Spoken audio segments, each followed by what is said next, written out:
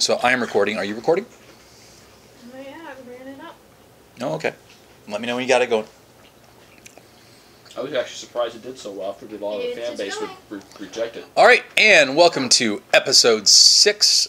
We had a slight boo-boo. Episode 5 did not get recorded the way we would like. In fact, it's almost completely unusable. So I will put up a filler about what happened in episode 5. Essentially to say, there was the Doctor, there was Anya, there was Thomas. The Doctor got us into trouble. We went to World War II. We met William Spencer Churchill. We got into orbit in modified Spitfires and Hawker Hurricanes to take out modified ME-209s and BF-109s and destroyed a Sputnik-type satellite about 40 years before it should have been invented. The Master was there. The Master shot down the Doctor. The Doctor died and regenerated. And when Anya saw the Doctor regenerating, she had a few choice words because he regenerated into the man she knows as Gentleman John. And then he fainted on her. And so that's where this episode is picking up with a fainted Doctor. Who's on top of Anya? Completely unconscious. No, he wasn't on top of her. No, we threw him in her bedroom. Completely unconscious, and the TARDIS is headed... That's right. He's on your bed, not on you. And bedroom in the TARDIS. He's in a room in the TARDIS. Because we were still in the TARDIS when it happened. And the TARDIS is flying somewhere, and he didn't tell us where he set the coordinates for. And that's well, unusual because... it's the Doctor. It's going to be a surprise. So, a surprise, Doctor. What do your two characters do? Not much I can do. TARDIS doesn't like me. She'll see if she can figure out where the TARDIS is taking them. Make a pilot start TARDIS roll. You need to make a difficulty of 12 to read the instrumentation. That probably did not make it. Or maybe it did. Or no, yeah, 10.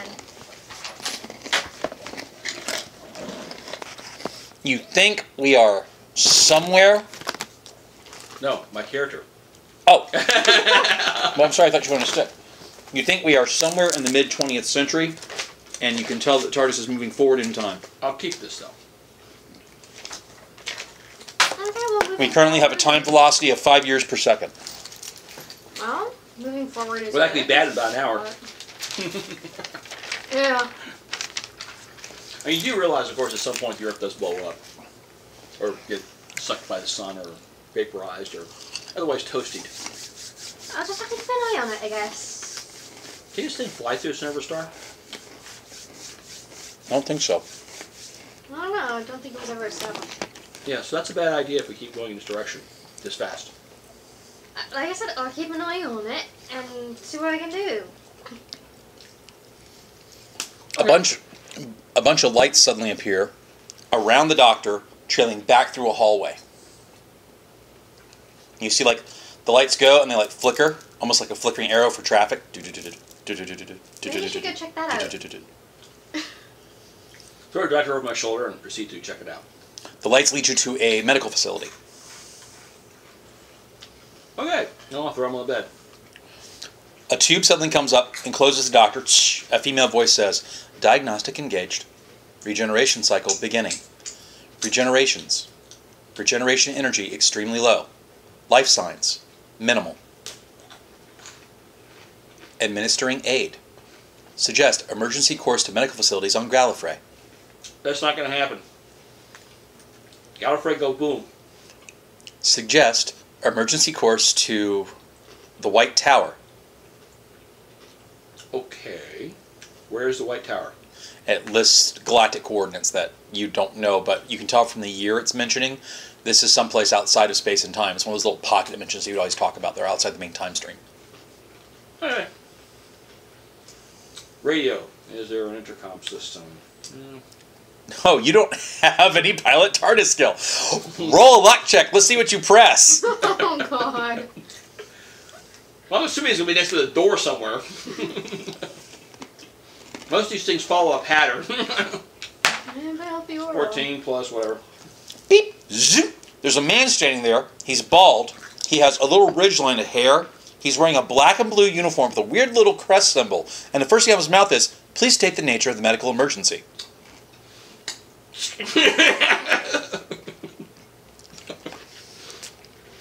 Actually, I was trying to crawl the bridge. I'm a doctor, not a director. Tell me where the damn intercom system is. There's no need for swearing. Oh, perhaps your frontal lobe has been affected by blunt trauma. I'll shoot your little projector here. Computer. Diagnosis. Life form. Origin. Thomas Wells. America. 2135. Oh, that explains it. The dark times. Yes, well... Where is the intercom system? Or I shoot your projector. It is right there on the console. It's clearly marked with a big red button. Surely even an American can find it. No, generally speaking, when a big red button is pushed, something goes boom. Well, this is a more genteel ship and not an American one. Actually, I was talking about the Russians and the Japanese and the British, too. Hi. Message flashes on the control panel. It's telling. I'm at the medical ward with the doctor, or gentleman Johnny, and it's telling us we need to take him to the White Tower, which I'm assuming is opposite from the Black Tower, and apparently it's in a pocket dimension, and these are the coordinates.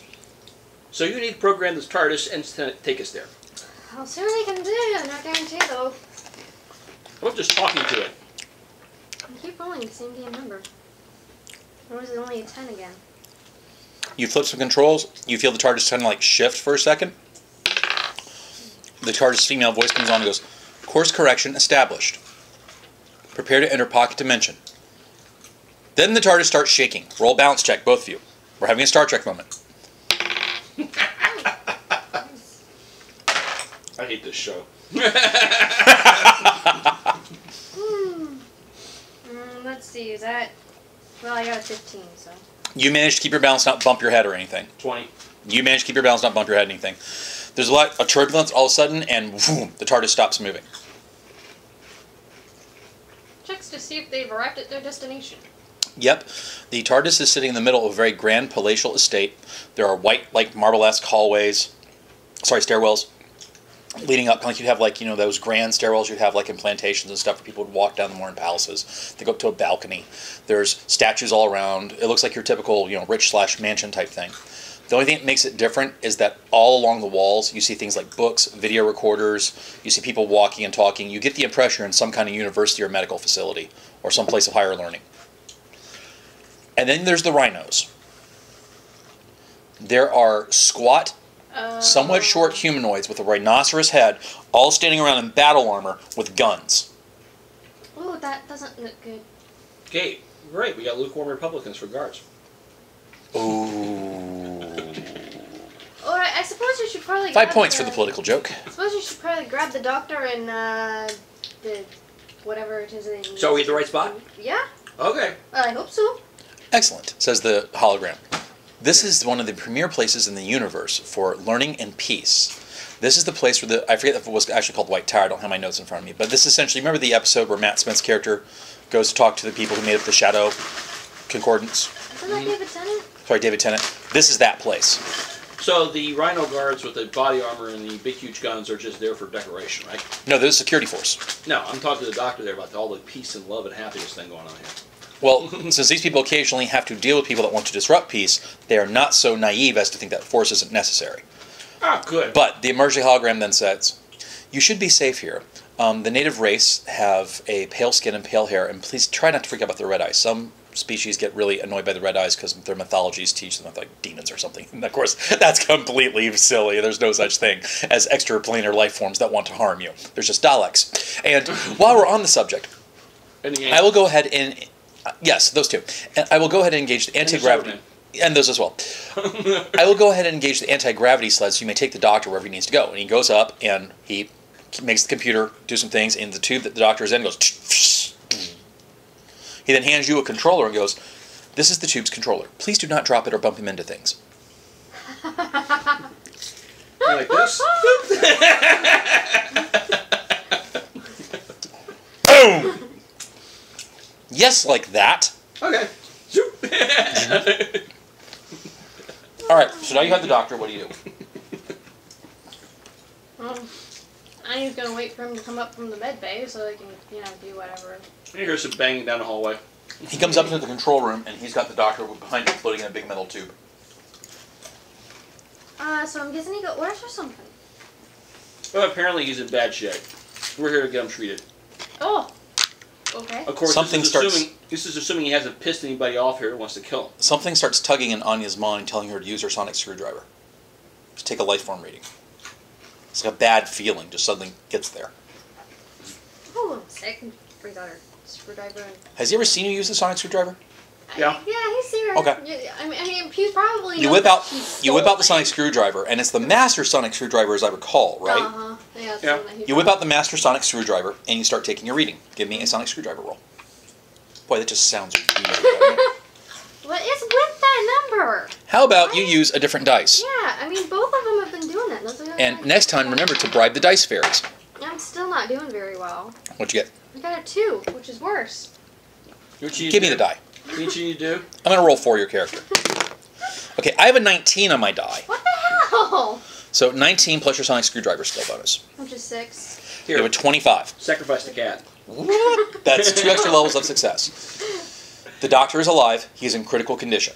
According to your readings, the doctor is very low on something called regeneration energy, which you have no idea what that is. Okay, he's low on regeneration energy for some reason. But from what you can tell and from what brief studies you had in college, you can tell this is somehow linked to his respiration, his cardiac system, his neuroimmune system, and his higher brain function. You can also tell that if he doesn't get more regeneration energy or doesn't get stabilized because he's gradually losing it, he is going to die.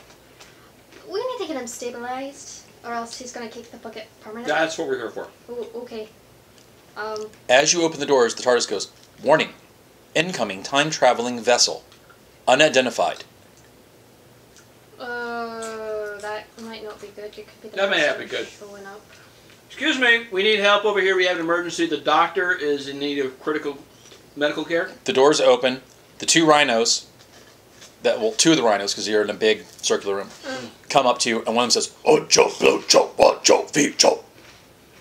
You have no idea what they're saying. You roll a psychic roll. Oh, okay. Let's see if my dice will behave. What the hell is up with 4s? Oh my god! Why am I rolling only 4s tonight? That makes no sense. I thought I got the little thing from the doctor. I can understand everything.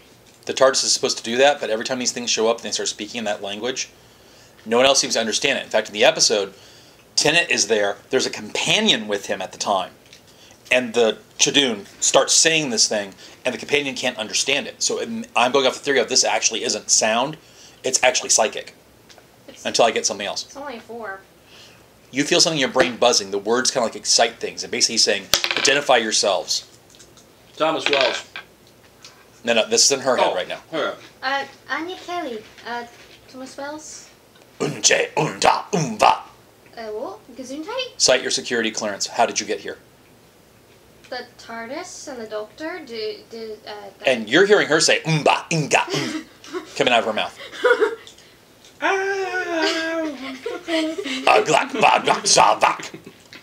Oh, excellent. We'll go ahead and turn off the psychic security now.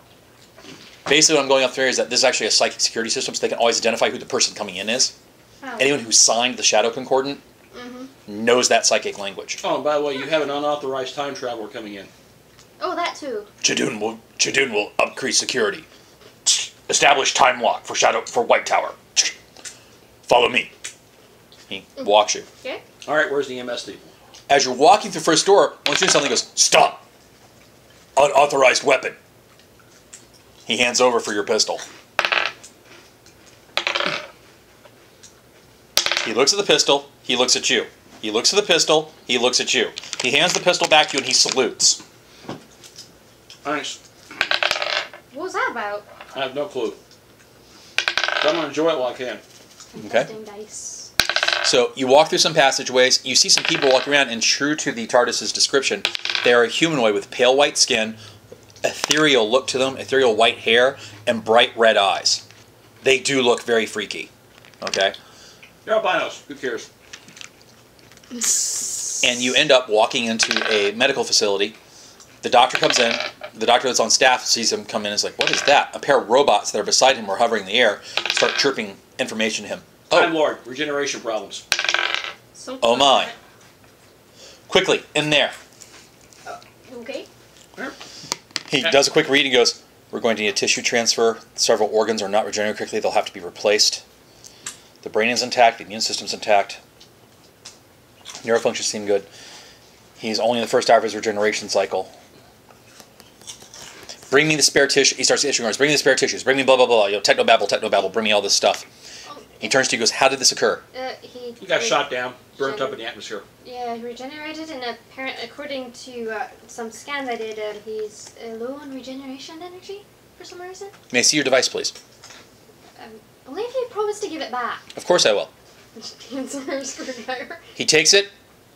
He almost drops it and hands it back to you immediately. Whoa. Yes, we stole it from the master. Security! Whoa. To the Shadun are like, she's clear. But she's got... We stole it from the master. I stole it! And he dropped it. How do I know you're not the master in disguise? Well, one, she's really? female. I've got tits. He looks you up and down and goes, that doesn't mean anything. Sometimes Gallifreyans can switch gender when they regenerate. Don't worry. They did? The master's very much around. The master's the one that shot him down. That's impossible. According to his time stream, the master should be dead. That's the problem. He ain't. The doctor goes, I hate temporal mechanics. Yeah. Dr. Unlan. Anya Kelly. Pleasure to meet you, Companion Kelly. Captain Thomas Wells. He pauses. You can put your hand down now. I'm sorry. Did you say Captain Thomas Wells? Mm-hmm.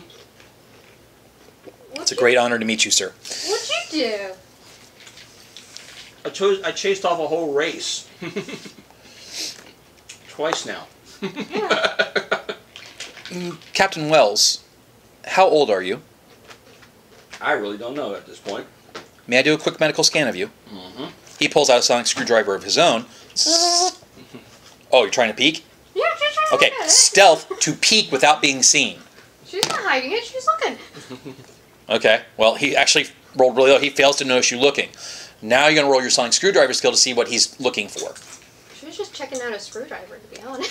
Right, but you could read the... That's what they all say.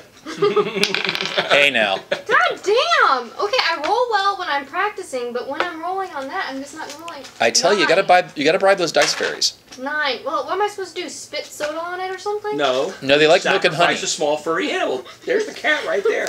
He's all these decrepit. You won't miss him. For those of you who don't know, that was a joke. I don't want any PETA people protesting me. Okay, I will get You have a total of? 9.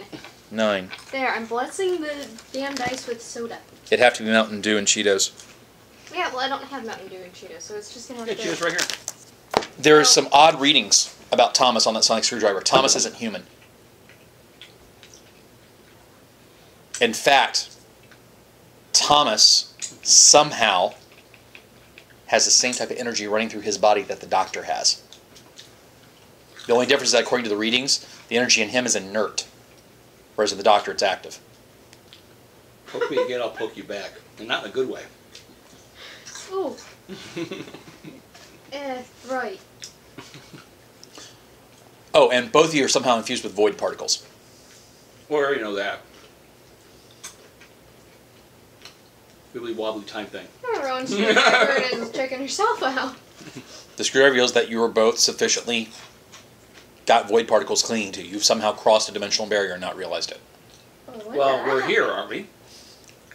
Pocket dimension's different. Basically what they do is when you go from like Rose's dimension, when we first meet this concept, to the main dimension the Doctor Who universe takes place in, you're actually breaching across a realm of possibilities that shouldn't exist. Whereas a pocket dimension is that dimension kind of making a bubble of its own possibilities that exist and then insulating it from the rest of the flow. So it's still tied to the main timeline. Wibbly wobbly time shit. Okay. Yeah.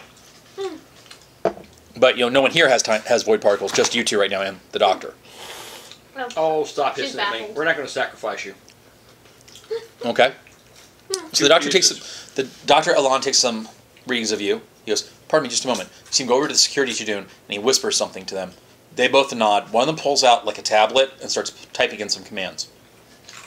The tablet's got back to you so you can't see what he's doing. she's still eyeballing it. Okay, should I be worried about this? And you look, and all the people in the room suddenly look up, and you see like a little holographic display appear in front of their eyes, and they all nod, and they go back to what they were doing.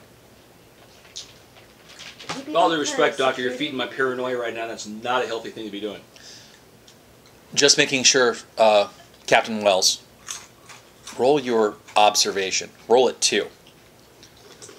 Just making sure, Captain Wells, that we are taking your best interest at heart. It's getting slightly better. Oh, yeah. What do you got? 19. 12. You notice it. He had to remind himself to say captain. He meant to say something else. They have future knowledge of you, most likely, that they are protecting. Okay. Spoilers, I don't want to know. An excellent word. Spoilers. Spoilers. Great word. I didn't have a chick say that. What? Like, we met her that one time. Didn't you say that at one point? The So, doctor keeps saying it all the time. I figured it means I'm not supposed to know about future shit. Dr. Alon goes, since we are in the very first hour of the Doctor's regeneration cycle, it is quite possible this is nothing more than a normal biofluctuational dip of his energy. I'm going to observe him for the next hour before I do anything drastic. However, I have all kinds of emergency equipment on hand. I understand if you want to be present. However, I must ask that you remain behind the quarantine barrier.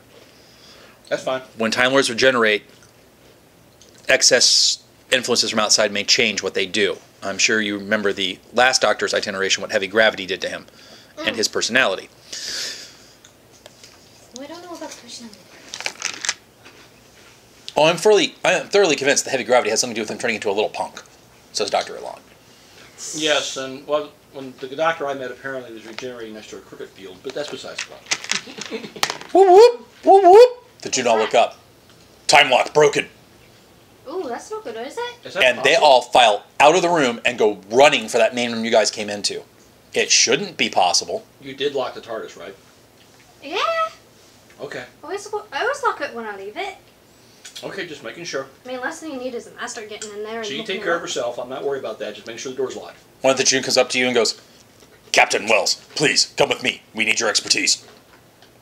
You get to shoot something Possibly. in a hospital. Possibly. Haven't done that before. Okay. What are you doing? I'll stay here. After all, that's your specialty. I'm just a tech. Two of the native species come over and go, we are aides to the ambassadors here. Miss Kelly, is there anything we can get you? Maybe some water? Or something? One looks at the other. One part oxygen, one part oxygen, 2 part hydrogen, right? Yeah. H2O. 1 part oxygen, 2 part hydrogen in liquid matter form.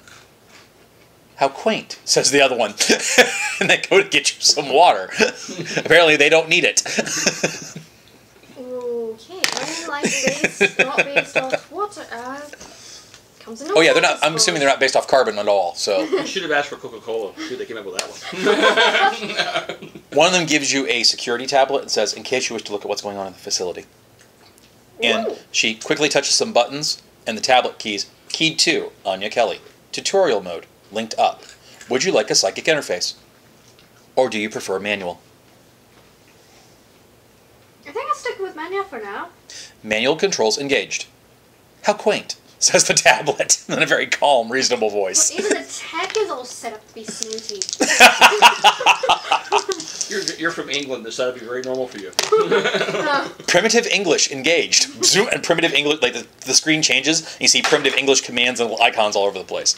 They don't have any of these and nows and stuff in there, right? No.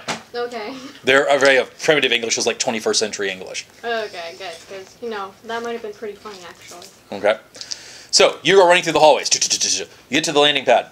The Chadun are like looking around, and they have these weird, like, for lack of a better idea, you know what a audio mic looks like? How it looks like sort of like a radar dish for listening to things from far distance, parabolic mic? Yep. They have those, only they're hooked up to something else. You can tell what it looks for. It looks for time fluctuations. And as it scans, you can actually see them, because whatever it's broadcasting reacts to the incoming time stream. And as one goes across, you see this thing that looks kind of like a Greek pillar, kind of like fading in and out of the view. The master's trying to get in. Ugh, time lock broken. Guns, rockets, security bots, force fields. And they start going through all kinds of security stuff. You have any nuclear bombs? They look at you horrified. Not for in here, for in that thing. Nothing so primitive. Okay. It may be primitive, but I guarantee if you get stick it inside of his TARDIS, it will destroy it. Whoop, whoop, whoop, whoop. The pillar is solid for a second, and something goes BAM! And you see whatever screens or something you put up are just destroyed, and there's a single standing Greek pillar there. Roll initiative.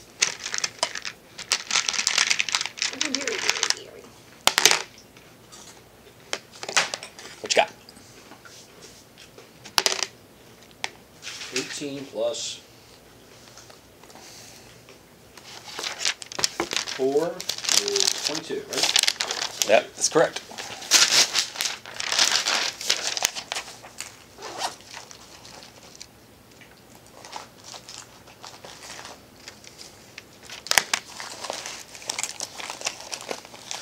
What's a D6 plus your initiative bonus?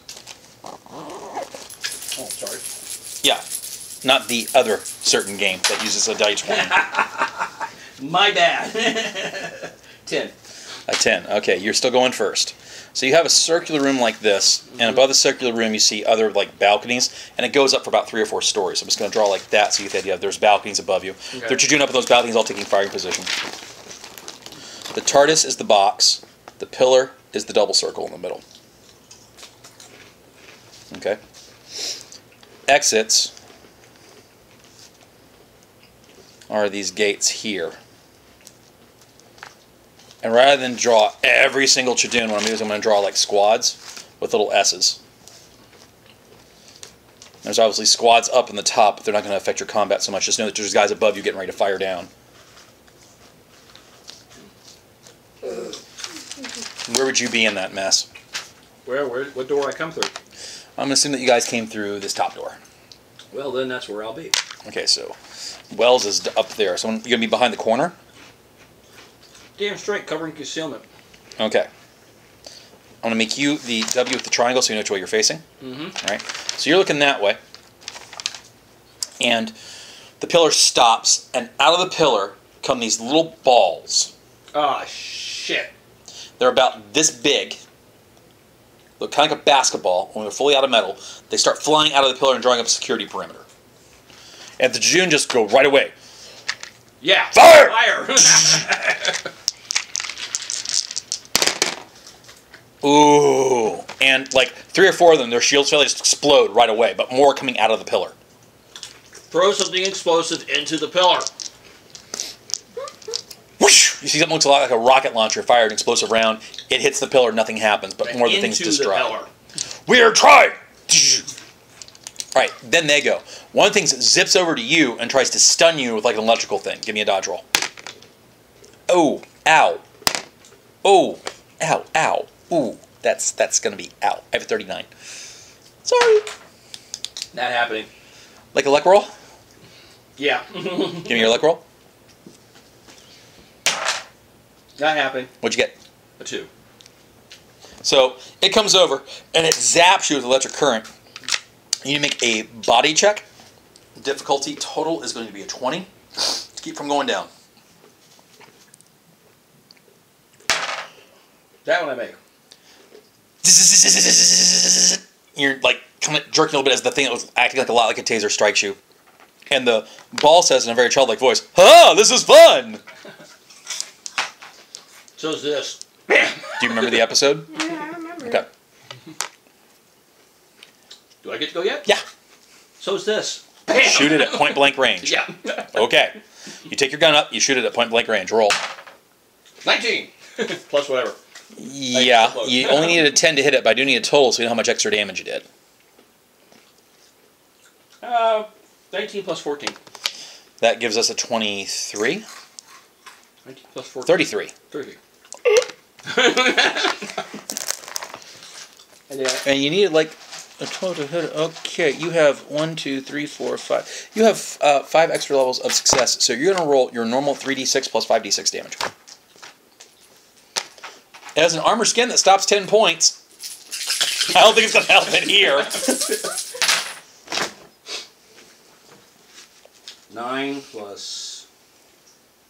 Okay, let's see. 5, 10, and 6. So that's 16 on the 3d6. So 6 gets through. You see blood and guts come out of the Okay, and what's the metal thing and hit the side of the wall. And plus on that? And then you rolled an extra 5d6 damage. Because each level of success is an extra d6 damage, and it's going to really, ouch. It's not going to be good. 8. Okay, no, 10, and 14, and 3. So 17 extra damage. Yeah, the thing explodes against the wall. It hits the ground, it opens up, and a human head is inside, rolling around, going ga ga ga ga ga ga ga. Bam! All right. 2 more of the things fly towards a couple of Chadoon. You see a couple of Chadoon get shot by something like a dart, and they hit the ground. One Chadoon that was tough enough, because, rhino-based life form, just pulls it out and goes, ugh, and keeps shooting. What are you doing while this is going on? She's in the med bay. I don't know if she'd probably bring up a vid screen so she can see what's going on. So you're looking at what's going on in your tablet. And then what do you do? She'll see if she can hack into some security systems, see what she can do to help. I mean, she's a hacker. It's the first thing that's going to Something's whispering in your head. You're a hacker. Roll a luck roll. See if this idea occurs to you. These things have to be controlled by signal. No, they're actually self-contained. Ooh, for once I rolled nice. Yeah, but they're getting orders. They do receive orders, but that's just a simple radio transmission. 21? 21. It occurs to you, hey, wait a minute, you and Wells are telepathically linked to the TARDIS. That's how it finds you. That's how the Doctor finds you guys. You have a sonic screwdriver. So I communicate to Wells telepathically or something? No. You have a sonic screwdriver and a TARDIS. Okay, You can bring the TARDIS to you. Oh. Or you can move the TARDIS around the room and fly it remotely. Oh, okay. Well, the TARDIS doesn't have any weapon systems or anything like that, does it? Yes, but I imagine a blue box flying around the room smashing into these things might help Thomas. Yeah, not to mention the fact... Or using the TARDIS as mobile cover for the guys they're being fired at was another idea I would use. Okay. Or the fact that the TARDIS is basically almost indestructible. Or, here's another idea. Ram the Master's TARDIS column. Watch what happens. Okay, so... Boom! Yeah, she'll bring out her There are several things you could do. She'll bring out her screwdriver and take control, see if she can, tap into So you pull out the sonic screwdriver. You need to get a 15 or higher to get a link to the TARDIS. 19 again. TARDIS controls come up. You hear Sexy's voice say, "Yes, dear, what is it you want me to do?" Let's go some hell down there. Don't you think that'd be fun? Especially, Master. A hologram appears in front of you of the TARDIS Control Council. Show me what you want me to move. Oh, this is going to be fun. Even if you screw up the roll, you're going to hit something good. So get the Now, because some fans going to say somewhere, why don't you have them do this elsewhere? I'm assuming this can work here because you're in an extra dimensional space, not in the regular reality. So you can do this here. So bring the TARDIS up, and first thing is try to ram the Master's thingy. You try to ram the column. Sure. Okay. That's going to require a 15. Fortunately, you don't have to fly very far. You're practically right next to it. Yeah, so short hops out of the problem. Oh, 15 on the die. You see the big blue box suddenly come up off the floor about a foot.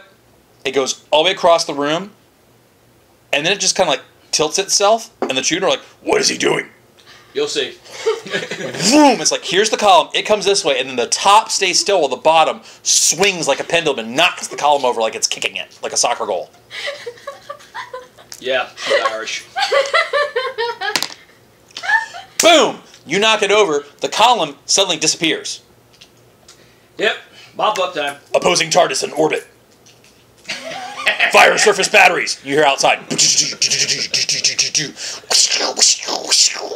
I'm never going to hear the end of this. She kicked him into orbit. I'm surprised that she was dating the soccer guy. She didn't go, GOAL! But anyway. Yeah, she kind of has a bad taste in her mouth with soccer right now. Are you ready? A few of the flying spheres are still in the room going around. The June take them down. And all of a sudden you hear, beep, beep, beep, beep, beep, beep. Second inbound time vessel. Oh, Second Jesus. one. Third inbound time vessel. Third? Alright, prepare for heavy shit. How many You times sure you have don't I have anything like a nuke? How many times have I just get pissed off?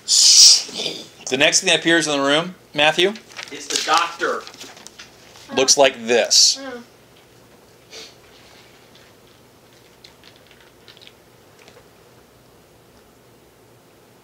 The hell is... Oh, It's a crap. Dalek ship. It's a Dalek ship. Oh, God. They're Daleks. You sure you don't have something The stronger June than immediately say, fall back! Because they recognize what that is. They know they are outclassed. Yes. Are you sure you have nothing like a nuke? Oh. We have time weapons, but we have to get to them. Break them out. Lock every door. Close down every hallway. They start closing doors. 5 of the Junes say, "We will stay and defend this passage." He gives you a key. Captain Wells, that will take you to the armory with the time weapons. Cool. Oh boy. Ooh. The Dalek ship lands with a 42. The turret on top revolves. Exterminate! And it starts taking out little spheres that are left in the building. No, that's okay. Daleks don't play favorites. They don't have allies. Yeah, but they can take out part of the other bad guys. That's cool.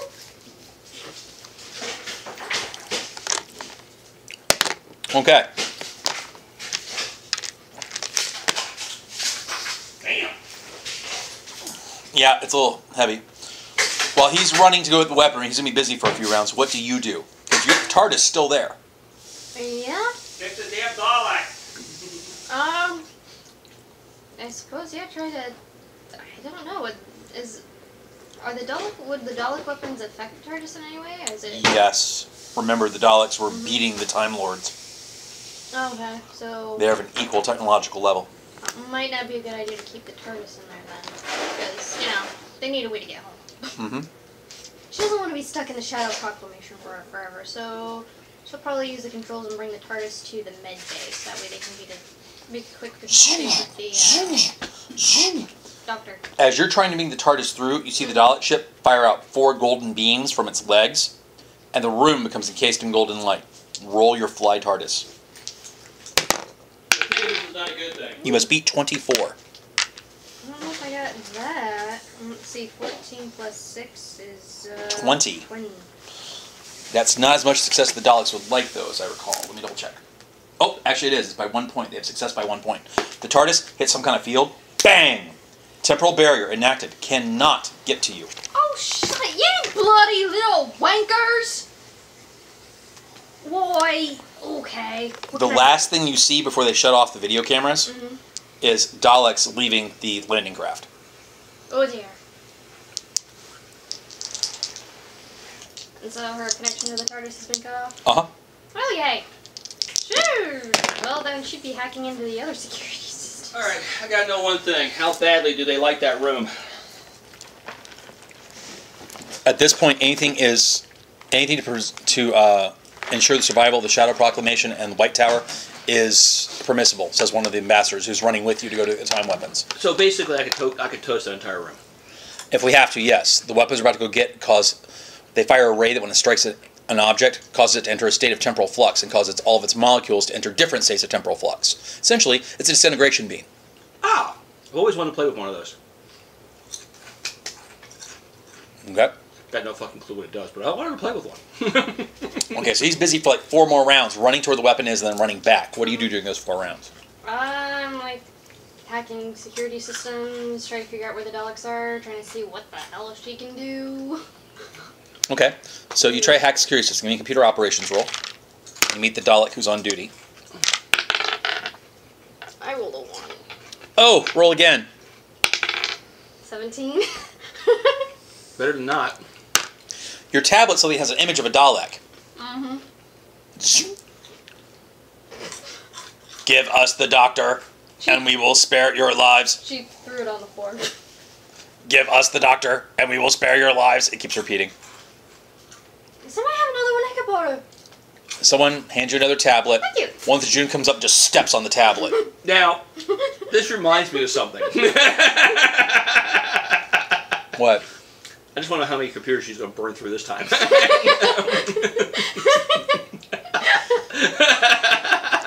Second round, what do you try to do? Same thing? Yeah. Okay. Same thing, different computer. Well, that's better. 19. Plus 12, which is, You succeed. You have exactly a success. Okay, You're like cool. at +3, you have exactly a success. So only 2 You computers. hack back into the security system. You see the Daleks have about 50 Daleks coming off that craft. Oh, good lord. They're not quite sure who the doctor is. They've apparently had some problems getting the security system, so they'll break up into 5 groups of 10. They're right now cutting their way through the doors. Okay. Here's a question. Those force fields of theirs. Now, they're living creatures. They need to breathe, right? That's what their suit provides them, yes. Yeah. How long do they how long can their suit keep them alive? The suit has enough power, if I'm going to guess, to keep them alive for a few days. Although you have that one Dalek that shows up in the series with Eccleston.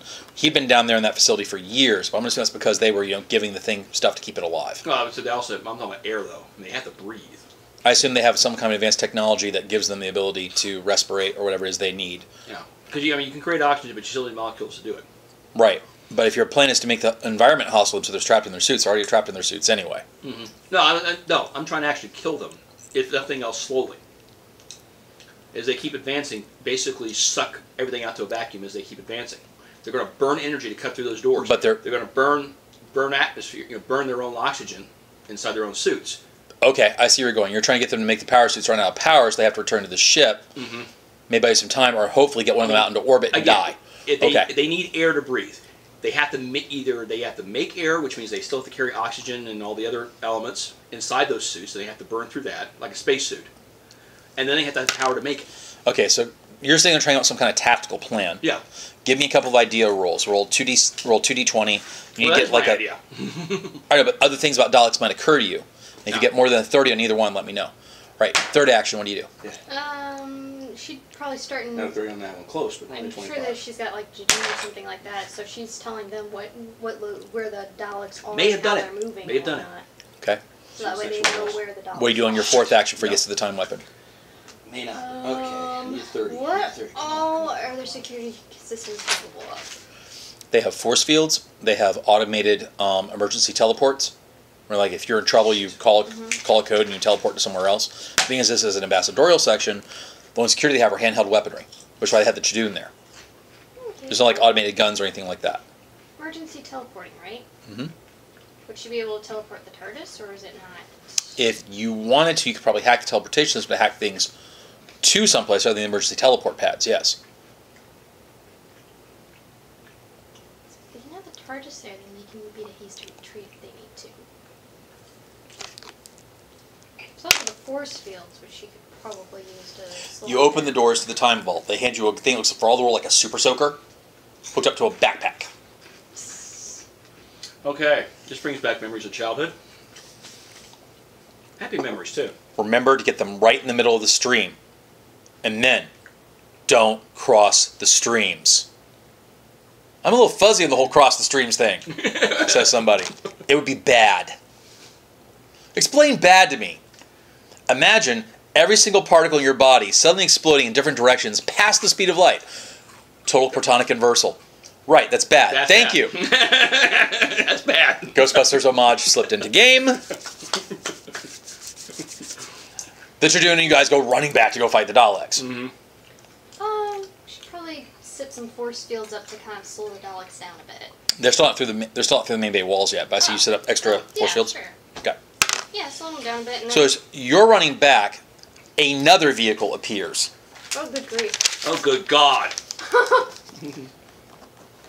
And it looks like this. This is the main door of it. I'm just drawing it that way. Mm-hmm. It is a pair of double doors made out of oak. And on them there's a big hourglass that meets in the middle. And around the hourglass read the words in Latin, Tempus Fugit. Time is fleeting. Well, the Daleks just got some competition. Who? And she's crazier than I am. Who? The Guardian. That's the Guardian's TARDIS. Oh, okay, gotcha. So the last time I saw her, she had a whole bank. Yeah. That was the inside. Yeah. See, the Daleks just got competition. She's crazier than I am, so. On the other hand, she may actually be sort of, kind of, maybe on our side. Hopefully, yeah. Okay. What do you do next? Don't shoot the TARDIS. The new thing, you just show up with the big wooden doors. But it doesn't look like a big blue box. There's more than one kind of TARDIS. Oh, okay. The column thing was a TARDIS too. The Daleks finally break through on the walls. Doctor, life signs confirmed! Doctor, life signs confirmed! And they all start forming up in front of that gate. Some of them stop. New vehicle. And like 5 of them turn around to put guns on the new TARDIS that's shown up. Initiatives. What happens if you roll a natural 20 and then you roll a 1? You add 1 to the score. Good.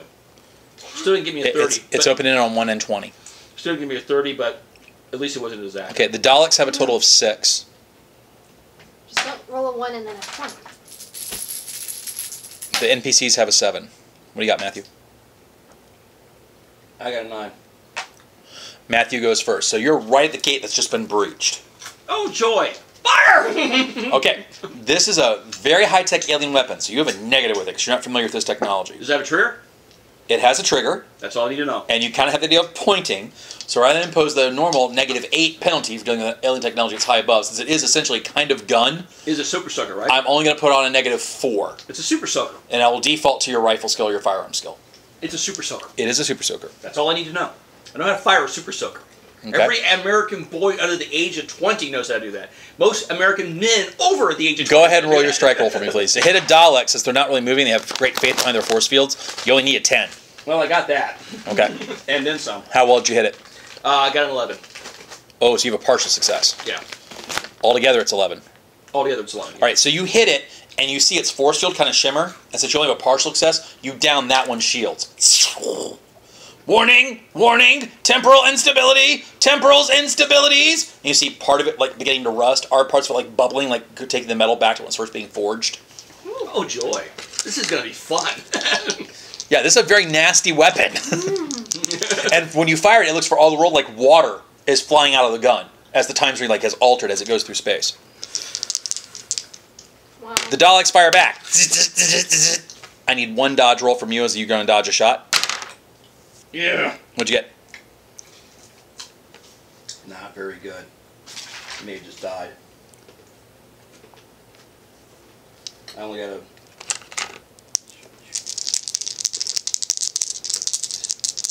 only got a 9. You only got a 9. Okay. Right as you're about to see the bolt hit you, one of them gets in your way. And he dies for you. Well, he gets some metal. Be a big comfort to his piglets back home.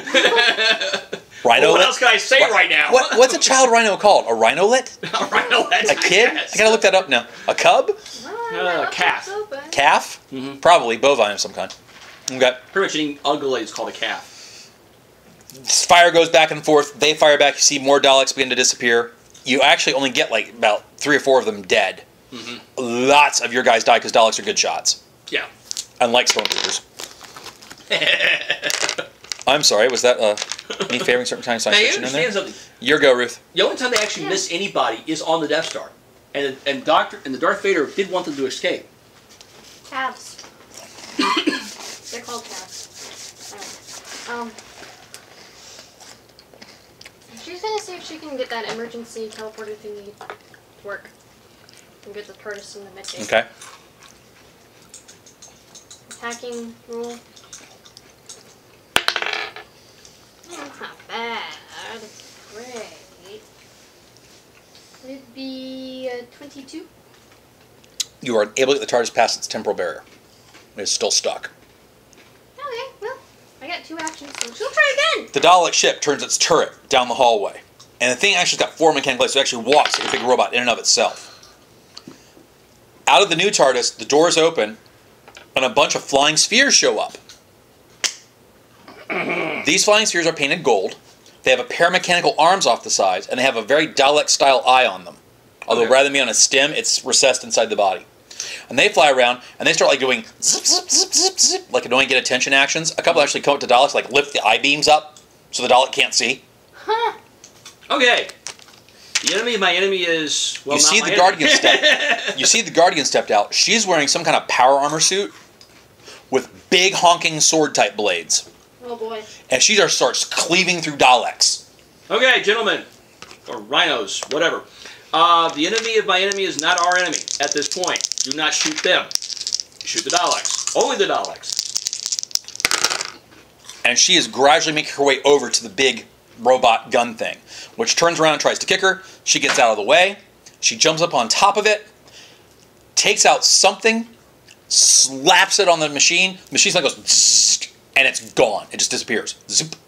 Good. One less problem. Boom. Round 2. I only got one action this time, man. Oh, I'm sorry, you have more than one action? What do you have? Combat. They usually do. Okay, give me another couple of shots. Again, Daleks are only a 10. Got that one at least. Okay. And got that one really good. You make a Dalek go poof and scatter him across all of time and space. That one, like half its body goes away. As my drill instructor said once, half dead is still half. In the sense that you don't have to kill the enemy, you just have to demobilize him, and that's effective enough. All right, finish. Damn, I roll for shit this time. 7. Let Ani go first. She's probably taking a computer-based action. Yeah, she's gonna be hacking it again, see if she can get that Okay. thrice damn TARDIS where she can use it. Oh, that was even worse than last time. She's got 2 actions around, though, so she's gonna take it.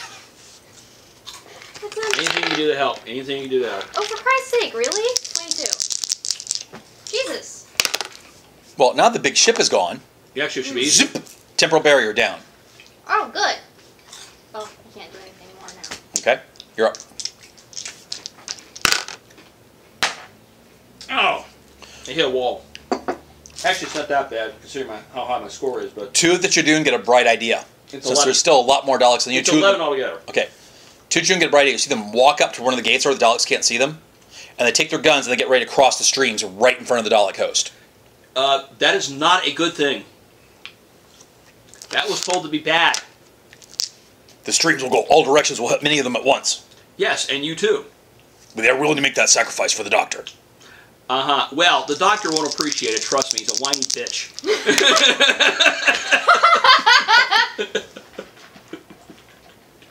The Jew's ears just kind of like waggle for a second. It taps the box on its hip because it's pretty sure it didn't hear that through the translator correctly.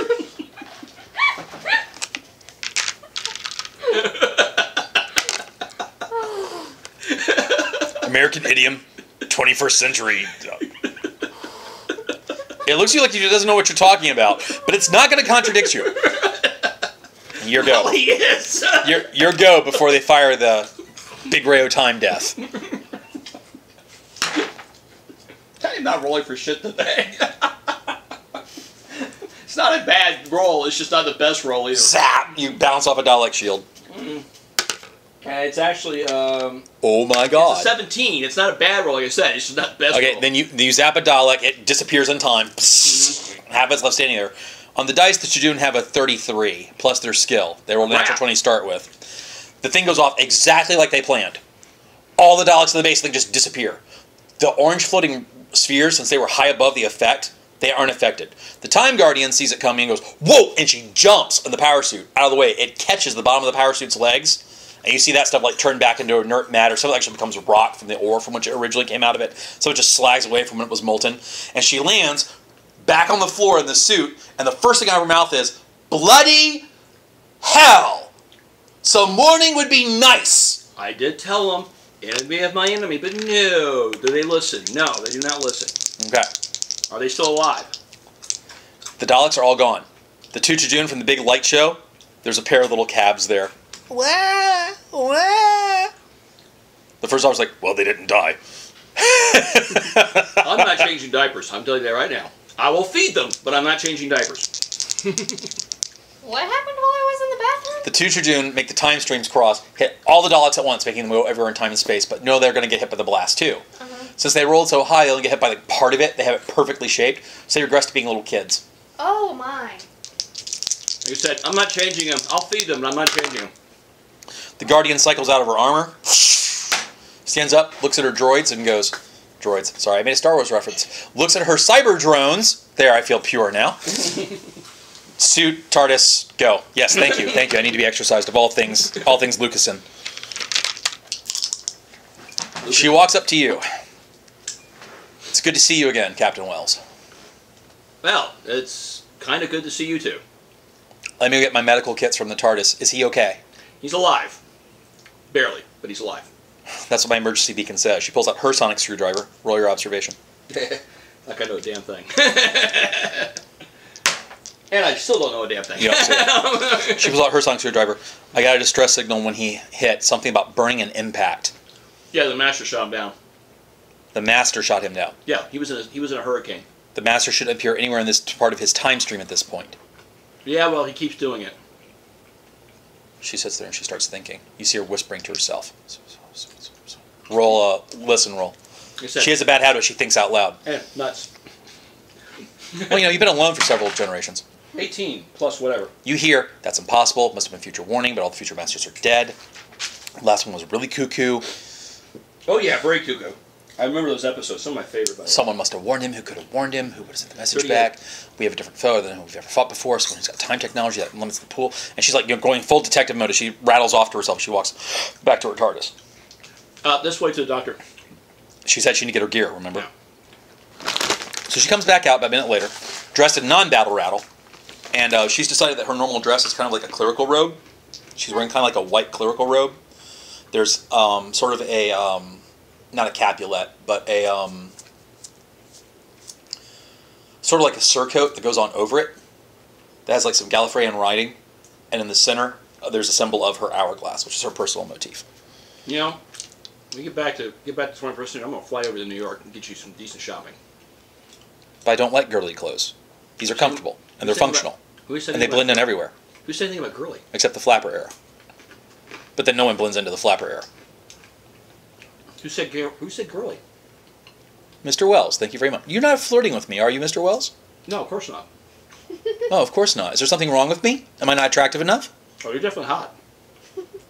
She strides a little bit more bounce in her step. Oh, God. I'm smarter than most males. I'm not 40, but she's She hot. walks into the medical bay. The junior like, oh-ja, umba, umba, inda. She's like, can someone please translate? I wasn't actually here when they signed the proclamation. She's Ally. Time Lord. Good guy. All Time Lords were present when proclamation was signed. Why weren't you? Kind of trapped in a coma in an alternate universe for about, 10,000 years? Now try to get through that rhino brain of yours. I'm a good girl. Don't insult them, please. She looks at you, except when I'm bad. Are you flirting with me? Of course not. What, something wrong with me? Well, you are American. And she goes over to talk to the doctor who's taking care of the doctor. You do realize that's a plus in most areas. Only if you're black, she says in a sing-song kind of voice. She takes out her sonic screwdriver. She does some readings. You're right next. Make an observation roll. Mario likes to observe things, especially shiny little screwdrivers. I don't think she did that well, though. Only a 12. You don't see it. Looks at the readings. Oh my. What kind of readings do you get? Gallifreyans, when they are born, are given by their parents a kind of excess life energy. It's commonly slang referred to as regeneration energy. And as the Gallifreyan ages and acts, it taps on this energy to keep themselves young. That's why you can have Gallifreyans that haven't regenerated yet be thousands of years old and not appear to have aged, as they slowly leech off that force. Every time the body goes through shock, the remaining regeneration energy causes their glands and their systems to spike it, and it starts producing, kind of like a human would produce adrenaline from its endocrine system. But every time that happens, it puts a stress on the organs, thus limiting the amount of times it can happen.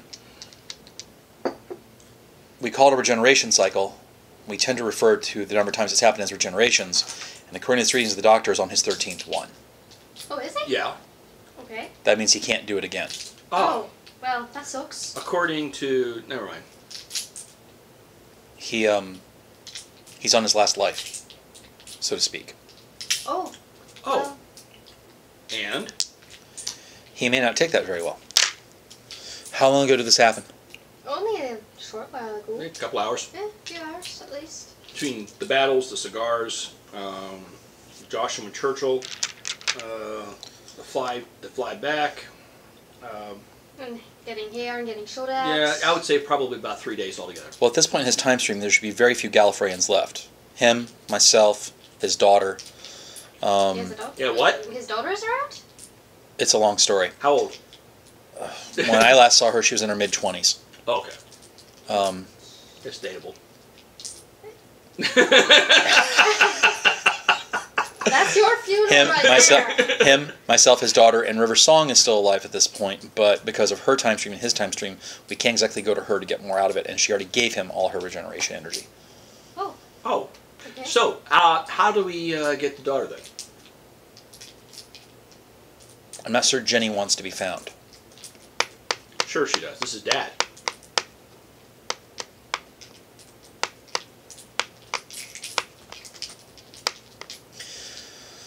I'll put some thought into it, as well as other contingencies that he may have taken up. I hate to ask. This is very bad form. But if I'm really going to be of help here, I need to see the inside of his TARDIS. Well, I'm an American, so I don't care about bad form. All right, come on. Your funeral. I'm staying here. All right, so the TARDIS thinks I'm an asshole. That's not the point. The point is this is helping the Doctor. I know, but the doctor finds out that you just let somebody in there without asking. You know, Well- my funeral. Like I give a rat's ass what his opinion of me is. We've established that already. Okay, so you take the Guardian to his TARDIS. You I'm get trying there. to figure out how I'm going to explain this to the bar. The doors won't open. This is to help the Doctor. Unknown life form detected. She's Gallifreyan. Come on. I'm trying to figure out how sentient I want Sexy to be. The doors still won't open, and, well, you actually had a psycholink or an instrument space.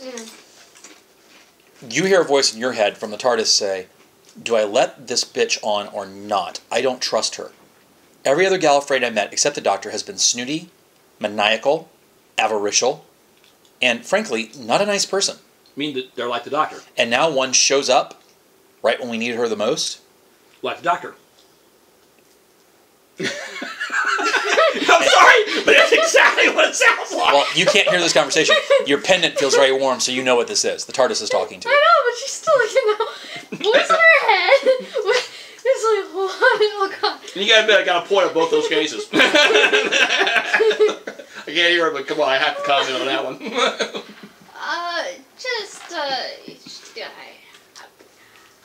Well, Thomas is there, so if she gets too uppity, he can shoot her. The Doctor would not approve of violence on board the TARDIS. Well, the Doctor doesn't approve of a lot of things on the TARDIS, and they still happen.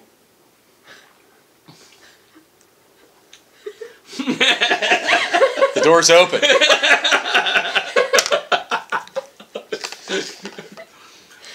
Now, understand. You step on, she steps on. Behave yourself or I shoot you. Oh, of course. She takes out her sonic screwdriver, and you hear her whisper to herself, wow. Finally. Didn't think it would happen like this. And she starts looking at her readings. Like I said, behave or I shoot you. I am. She walks over to the control console, goes to the archive, pulls some archive, and information starts flipping past really fast. So you can tell she's just looking at it, and she's speed reading it faster than anyone mortal should be able to. About 10 minutes later, as she's read the entire travel history of the TARDIS, Oh, my. she looks at you, and she goes, that always gives me a bit of a headache. Would you mind walking me to the galley and get some tea or something? No, I think we'll stay right here. If you want tea, we can go out there and get it. You gotta understand, I gotta respect his wishes on these things. Okay, then let's go out there and get some tea. I need a bit to absorb. Okay. All right? I'm paranoid, but I'm healthy paranoid. Okay. Just because I think she's hot doesn't mean I trust her either. You walk off the TARDIS. Lock it. Locking. You walk off the TARDIS, and Double check everything. all that was accessed was the archive. Okay, just making sure. No bugs, no bugs, no hardware that I can find so far. Okay, well, you don't like me, but But- I don't like you. But the Eye of Harmony seems more active than normal. Is that a good thing or a bad thing? I feel young, the TARDIS says. Well, I assume good. we're having this conversation through Anya. Yeah. Good. Does that mean that? Does that mean we can go for coffee one day? You're talking to the TARDIS or Yeah. to... The TARDIS. Oh, God. Anya reiterating. Oh, boy. The TARDIS sends back, there's only one man in my life, deal with it. Okay, now we're over that weird flirting with an inanimate object. I just wanted to see where her state And of mind it was. ends it with Captain Harkness. No, I I wanted to see what her state of mind was, and it was exactly what I hoped. Okay, so you get her some coffee. She's sitting there, she's drinking. I'm sorry, the tea. And she sits down, and she's like, from what I can see of the travels, his own time stream isn't affected by anything abnormal or with any disruptions. But clearly some major disruption has happened on that fall. Where did the plane go down? Denmark. 1940, yeah. She pulls up her sonic screwdriver. She looks at it and goes, "Oh, I'm sorry, I forgot. I'm being rude." And she taps a couple of things, and a holographic projection appears of what she's looking at. And you see like World War II fight footage and stuff. And she pauses it, and she goes, "Look there." And you see like a nondescript Danish field, a train, German agents taking her off, and with the Germans is something that doesn't look quite right. It's humanoid. It's slightly smaller than the Germans. And it's got a domed head and domed armor. She goes, Sontarans. Here. Well, we do know they were getting outside help. I mean, that explains the jets and the extra-atmospheric travel, the satellite. And Sontarans have a similar philosophy to the Nazis. That too. If the Nazis get a hold of a Sontaran clone chamber. Oh, so that means we don't have the doctor. We have a doctor. We need to be sure it's the doctor. Yeah. My point exactly. How do we go about doing that if it's a perfect clone?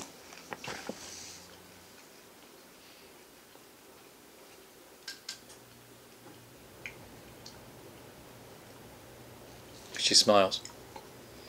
The real doctor could snap his fingers and the doors of the TARDIS would open. Well, this doctor we have here, if it's the doctor, can't snap his fingers at anything. Won't know when he wakes up. Once he's awake, the symbiotic link between him and his TARDIS will be able to tell if he's the real doctor or not. Okay. I'm more concerned about what's going on in Germany at the moment. Well, so am I. I mean, we shut up on satellite, but I was pretty damn sure that wasn't everything. The fact is, the Germans will have the technology, no matter what. Who shot him down? Actually, the doctor shot it down. No, who shot the doctor down? Oh, the master. It's impossible. According to the archives of everyone I've checked, the master was nowhere near on Earth in the 40s and 30s. Well, he was definitely there, and he damn near shot me down. Then something has altered the flow of the time stream radically, because And before you showed up, the master showed World up War here. II has lots of holes because people keep messing with it, but there are certain fixed points, and one of the fixed points about it was that the master was nowhere near it. He's supposed to be somewhere else doing something fixed in time. I've got work to do. We also have How does the doctor get in touch with you when you're not on the TARDIS? Oh, generally speaking, he just calls me. She keys a couple commands on her screwdriver. One of the drones flies over to her. "Yes, madam. I need a couple of communication devices. Make it 4. One for each of them plus a spare. Key it to my control console." Make it a Motorola. "Yes, madam." Make it a Motorola because I can't outstand these Nokias that you're giving me. He comes back up 5 minutes later and deposits 5 cell phone looking devices on the table. I'm sorry, but damn Nokia's only ring 4 times. There's a phone for each of you plus a spare. Store it somewhere in the TARDIS or you need it for emergencies. You now have a way to get in touch with me. Cool. "A way to get in touch with me," she suddenly says out loud. She quickly searches through the fight footage again. And she like goes back and you start seeing like scenes of Hitler giving speeches. And then it stops at one point, like on the beer hall punched, where they're doing that march. Mm-hmm. And you see in the background some of the grill work of a shot spells a name. She goes, "There."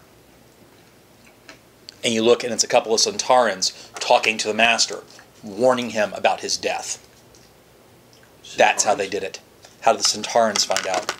How the Sontarans have any interaction with the master? Have the Sontarans had any interaction with the doctor in the late 20th century? Yes, they did. The gas thing in the cars. Yeah. You must not have found all of them. Some of them must have been hiding. When the master pulled that thing, they would have been affected by the time stream since they are time travelers also. So he went back in time? And warned him of his impending death.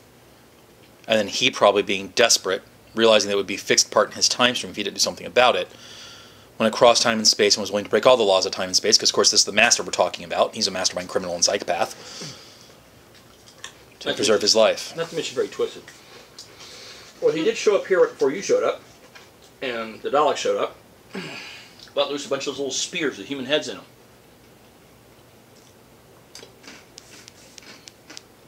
Which means he's been to the end of time. Well, what? do you mean no time? Everything has a beginning, a middle, and an end. I thought time was secular. Wibbly wobbly. Ah. This gives me headaches. I hate temporal mechanics, she says. Who doesn't? And it's my job. All right. So basically, I am going to go back to Germany. I'm going to go patch this hole. I'm going to see if I can fix this. You keep that man alive. Okay. Question: if he's not the doctor, Kill him. huh? I'm not the doctor either. I'm a bit more ruthless. I understand that. I'm not questioning it. We can't risk anything it's been programmed to do actually happening. Oh, I see. Kill it. You think he? The If clone, it's not the doctor, kill it. It's been programmed to do something. Good The point. Centaurans have clone chambers where they often replace people and give them instructions. We do not want one of those clones having access to a TARDIS. Good point. The Centaran method of time travel is very primitive. And this is me. I actually don't know how the Centaurs do it, but I recall they are a time traveling race. I'm guessing they do the whole speed dilation deal where you get up to light speed and dilate time that way. They would kill for a TARDIS. Good Go point. back and spawn all the other races before they can evolve. Good point. Well, anyways, if once we kill him, if we have to kill him, I'll kill him, and enjoy it too. Hey, I get to kill. I get to actually shoot the guy, but not actually shoot the guy. So I'm clear on conscience both ways. She gets up, takes her sonic screwdriver, does a quick reading, looks at the readings. You have void particles. Yep. I didn't see that in the TARDIS logs. I'm confused too. She quickly recalls the logs, looks at them, and goes, "Okay. Apparently, there's a gap in the archive of one day when you and Anya Kelly were both on board the TARDIS, and there's no recording of what happened that day." That bugs me. Will be the first time the Doctor has kept secrets. No, it's not. Like him not telling me about certain things that may go wrong in a certain fixing of an engine. Well, I'm going to try to fix Germany. That came out wrong. If I have to shoot the doctor, I'll be coming in right behind Before you. I do that, kiss for luck. Oh yeah, big time. She's a good kisser. So am I. Okay. She comes away from it, panting a little bit, and goes, "Americans." And she walks back to her TARDIS. It's a large amounts of red meat. While they're talking and flirting, what is your character doing? Monitoring the doctor and playing around with her. I mean, she's a hacker, so she's gonna want to take a poke around at the different stuff on there. She's not gonna be able to help herself. Just seeing how far she can take it. Yeah, think of all the patents you could bring back.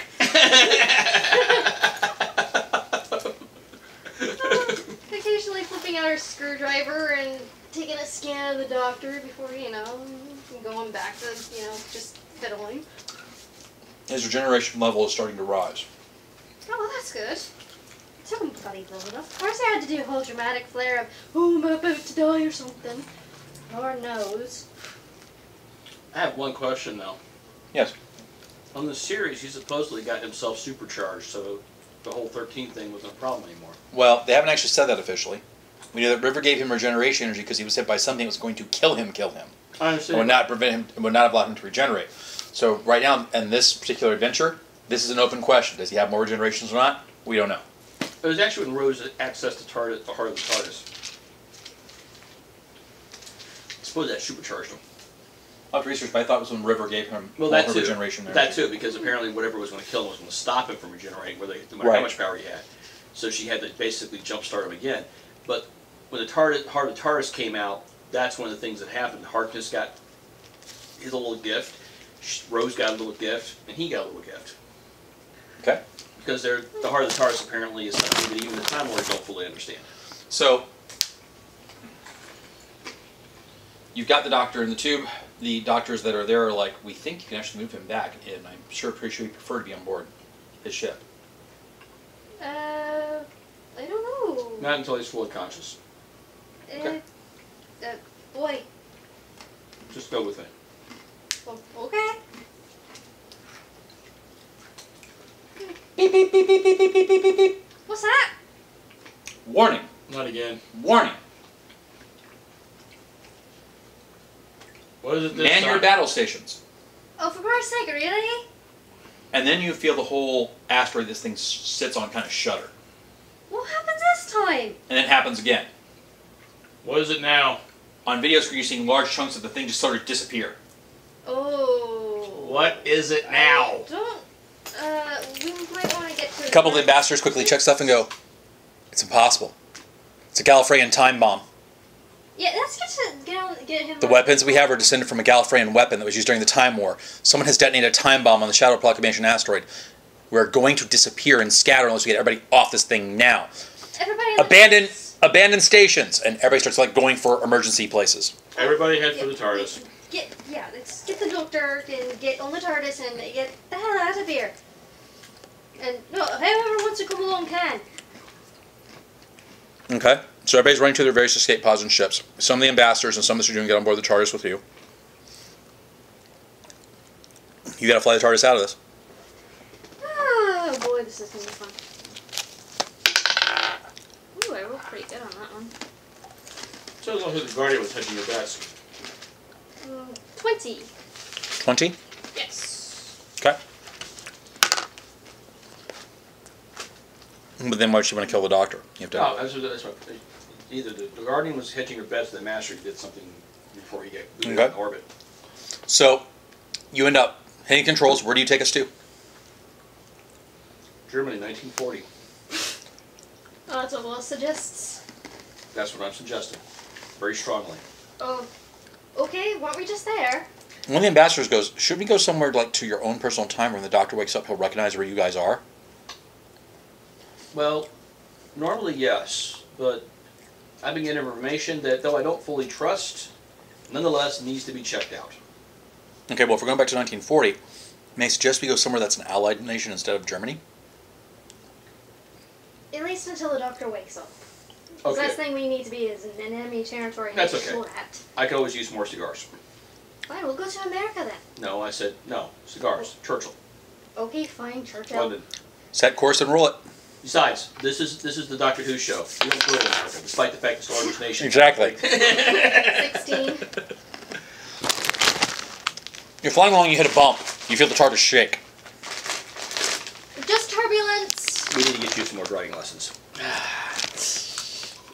There's a second TARDIS in our vortex stream. What?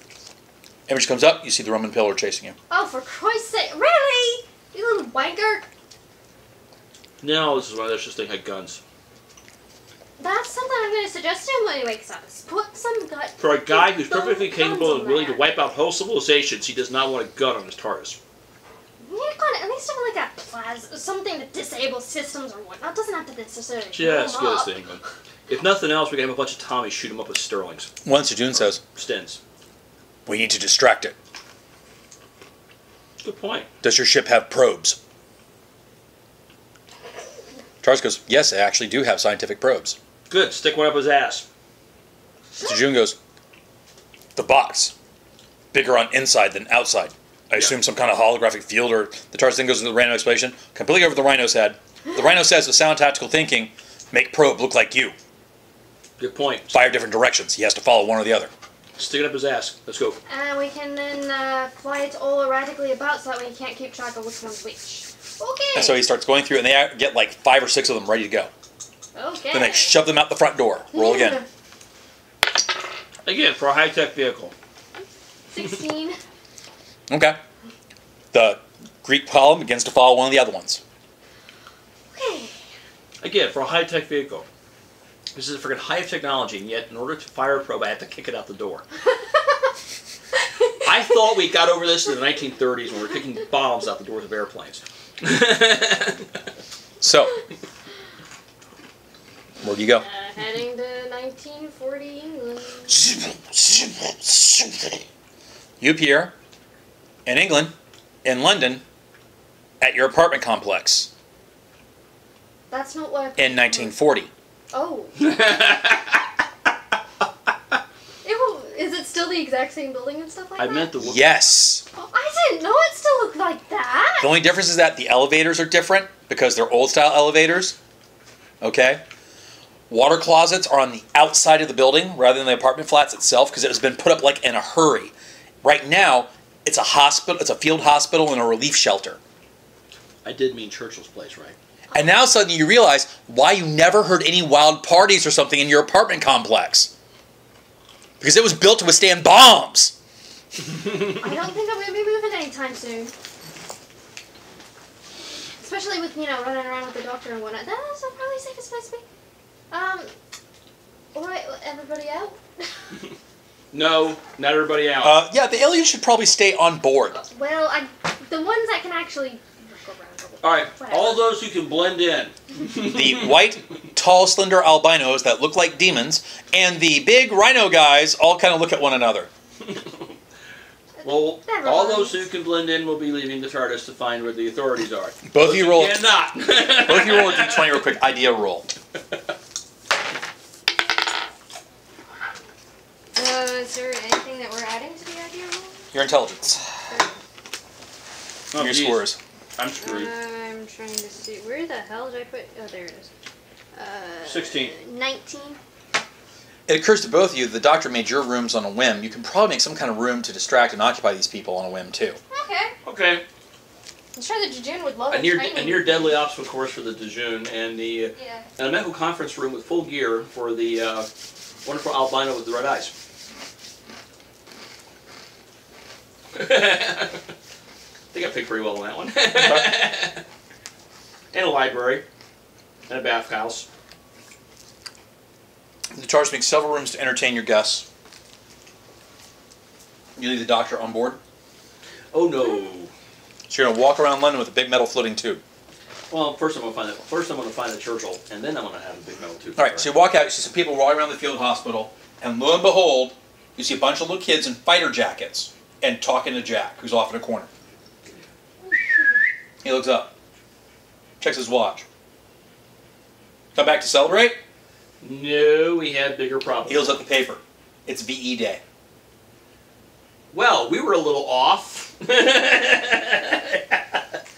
What's the date for VE Day? It's the right date. Whoa, we were really off. I'm still learning. One of the little girls comes up and glomps you. Whew, Oh. bang! Good grief, are you trying to look me over? You recognize it was one of the pilots you used in that adventure. Hi, how are you doing? Probably the one that beat you up in the bus, too. I'm awesome. Well, that's great, that's great. Jack, we need to talk. I gotta go talk to him. What's up? We have a problem. The doctor we rescued may not necessarily be the real doctor. What's the last thing that happened to And you? you're only now telling me this. Because you can't keep your mouth shut. What's the last thing that happened to you? Oh, you mean what the last thing happened to me? Yeah. When? In your personal timeline, what's the last thing that just happened to you before you showed up here? Oh, the master tried to chase us down. Go before that. Oh, the doctor crashed, and we had to go rescue him in Denmark. That was the last time you saw me. What's happened between the time you saw me and the time you're here now? Oh, the doctor had to regenerate. The regeneration did not go smoothly. We had to stop at the White Tower. You met the Guardian then? Yes. She stopped by after she fixed Denmark.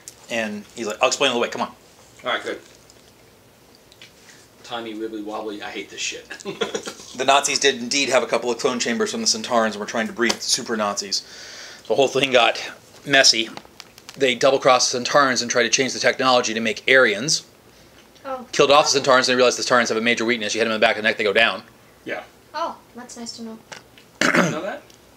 I haven't had a chance to go through all the different species. And then them and the potatoes started fighting each other. And, The what? The what? well, that's the doctor slang for the Centaurans, because they're kind of like, little spuds on legs. Oh, okay. Then them and the potatoes started fighting one another, and they completely didn't realize that we were going to be landing in Normandy Beach at the time. Guardian says there's something about that's going to cause ripples later. Something about a population increase or something, of the war being shorter than it should be in certain respects, or not as horrific. Also something about a bomb not needing to be dropped. If that means anything to you guys? Yeah. Big Oh. time. Oh. Does that mean Where that was the they're- bombs? Never mind.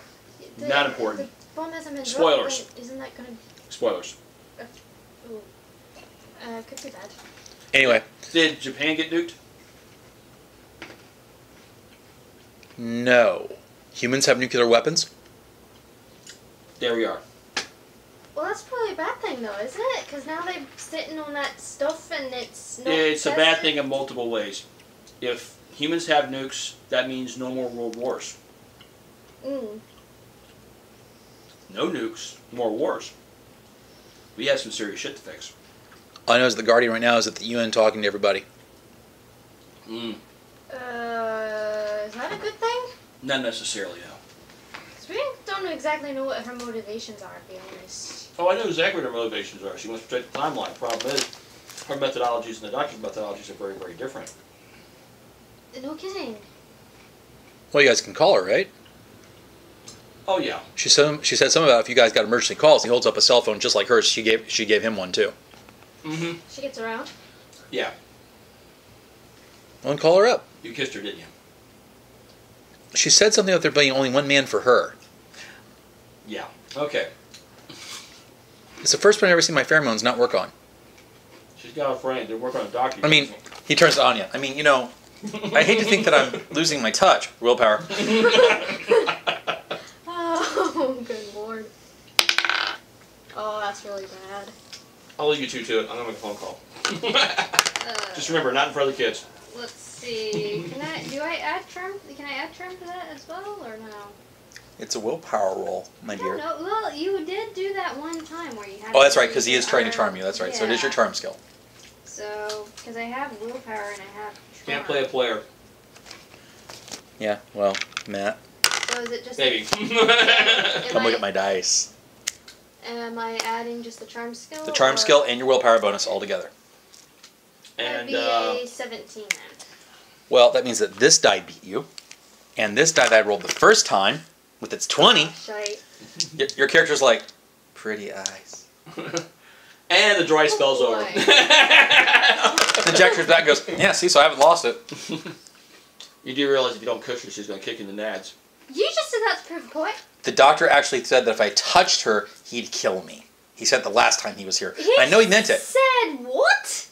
Well, he's kind of sweet on you. He's the one to admit it, but he is. He's what? Are you blind, Irish girl?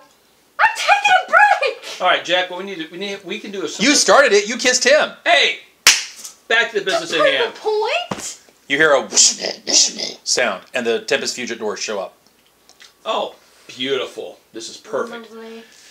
Listen, we can do this real quick. We need to get the doctor back on his feet, and we need to figure out if he can get... And we give him a simple test. If he can get back into the TARDIS without having to use his key or any other methodology, the TARDIS simply opens for him like it always does. It's the doctor. If it doesn't do that for the doctor, then we shoot him. Because it's not the doctor. Then we have to go out and find the doctor. Chuck goes, you make it to shoot the doctor? Yes, you may get to shoot the doctor. Oh boy. You see him debating. The doors of the Tempest Fugit open. The Guardian steps out. The UN? She's alone.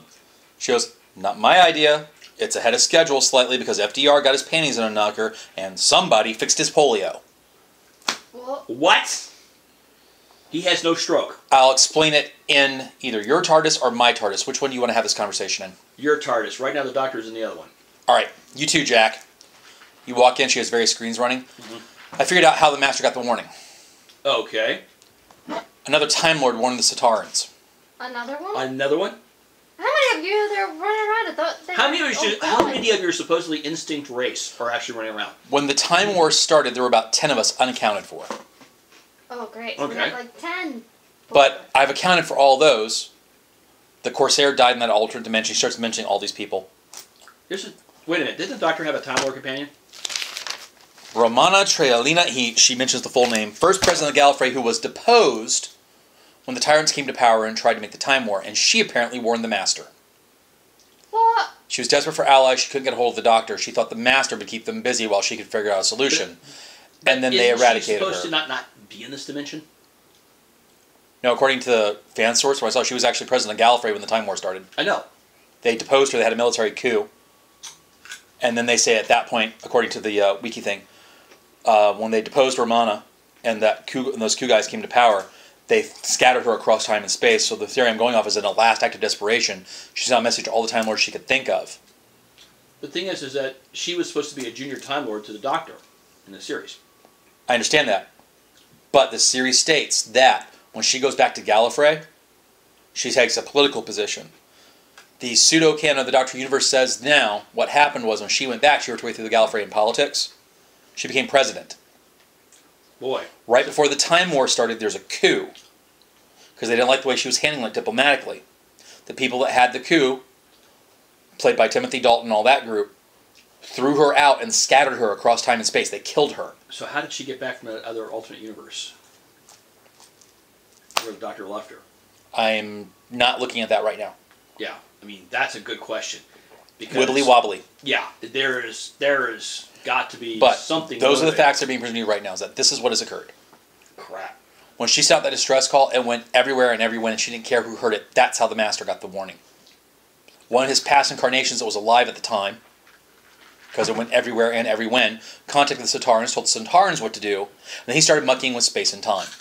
And now I am in the unenviable position of putting the timeline straight, which means I have about 2 hours to go nuke Nagasaki, which I'm really unhappy about, and Hiroshima. Not to mention all the tsunamis and all the wars and all the things that are supposed to happen in human history that I can actually make go away that now I have to let happen. I am very pissed off about this, and she is shaking and crying. Well, think about it this way. By nuking Hiroshima and Nagasaki, you prevent a third, fourth, or fifth World War from happening. It doesn't mean I have to like it. This is just like Pompeii all over again. Now I know how he felt. Pompeii? Don't ask. God, there's too many things to read. Like I said, dear, sometimes you got to kill people to save more lives. As a soldier, I know this intimately. I've been a murderer long enough, Thomas. I became the Guardian so I wouldn't have to murder anyone ever again. It's not murder. Jack goes, look, you it's obviously an need some operation. He goes to You're hug. cutting out unnecessary tissue to save the whole body. Jack goes, look, you obviously need some comfort and some souls. Shut up, Jack, as she slugs him. Ooh, and I didn't have a camera, man.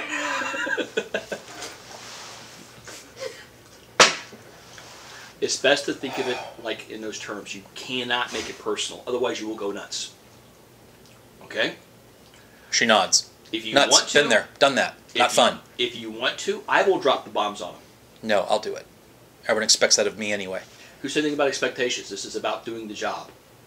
There may be some permanent ripples from this that I can't fix, such as whoever this rogue Time Lord is, if the Master got to them first, they may have snatched other people off the radar that aren't important to the Gallifreyans.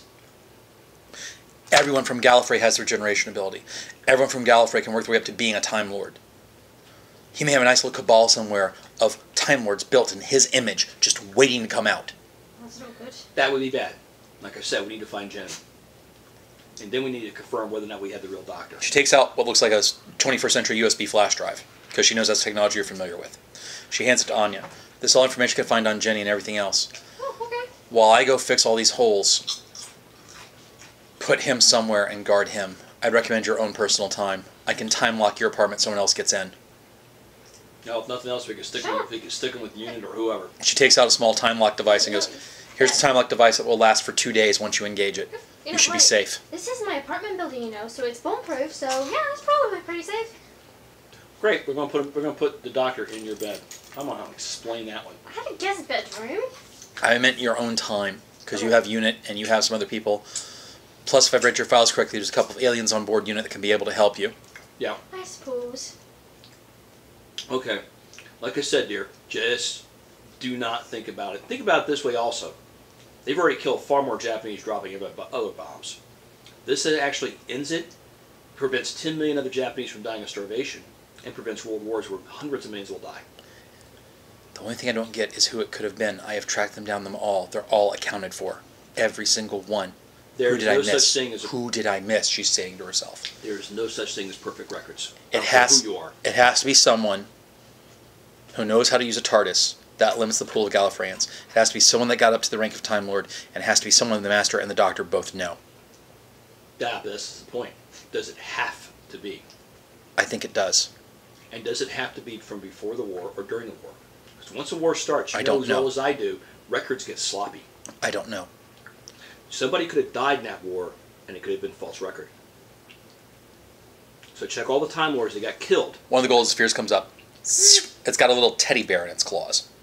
The teddy bear has a scarf around its neck and a big long jacket and frizzy hair. It's a teddy bear Tom Baker. Oh, God. And it starts making a sing-song voice of, "We still love you, madam." Not now, Droid 316. Just give them names. Cut to the edge. She takes the teddy bear and holds it up. Check all the time records of all the Time Lords who died during the war who do not have confirmed remains. She pets the teddy bear's hair. Okay. Work from that and work backwards from there. Okay. I just kind of was edging away after the teddy bear thing. And when you get done doing that, pop into our time and I'll take you to the pub. Get you some relaxation. Okay, she says, petting the teddy bear. Good luck. She squeezes the teddy bear, and the teddy bear actually has a sound. Jelly baby? Okay, alright, yeah, I'll just... There's something vaguely disturbing about this. No, I just booking it to the TARDIS. Is that enough? Okay, so you book it to the TARDIS. Are you coming, Thomas? Me? Yes, I'm coming. Jack's like, so, you know, I may not see you for decades after this. A guy can say goodbye! Jack, you got a big future ahead of you. But don't get too big for your britches yet. Okay? Alright. Oh, and by the way, next time you want to sleep with a pilot, never mind. The little girl comes up to you and goes, so, they tell me you travel in time. Who? Jack. Well, Remember, she's an alien. Yeah, big mouth. well, Jack needs to keep his big mouth shut. That's not something he goes spreading around. He was trying to impress the girls. Act shocked. Aren't you a little young? Never mind.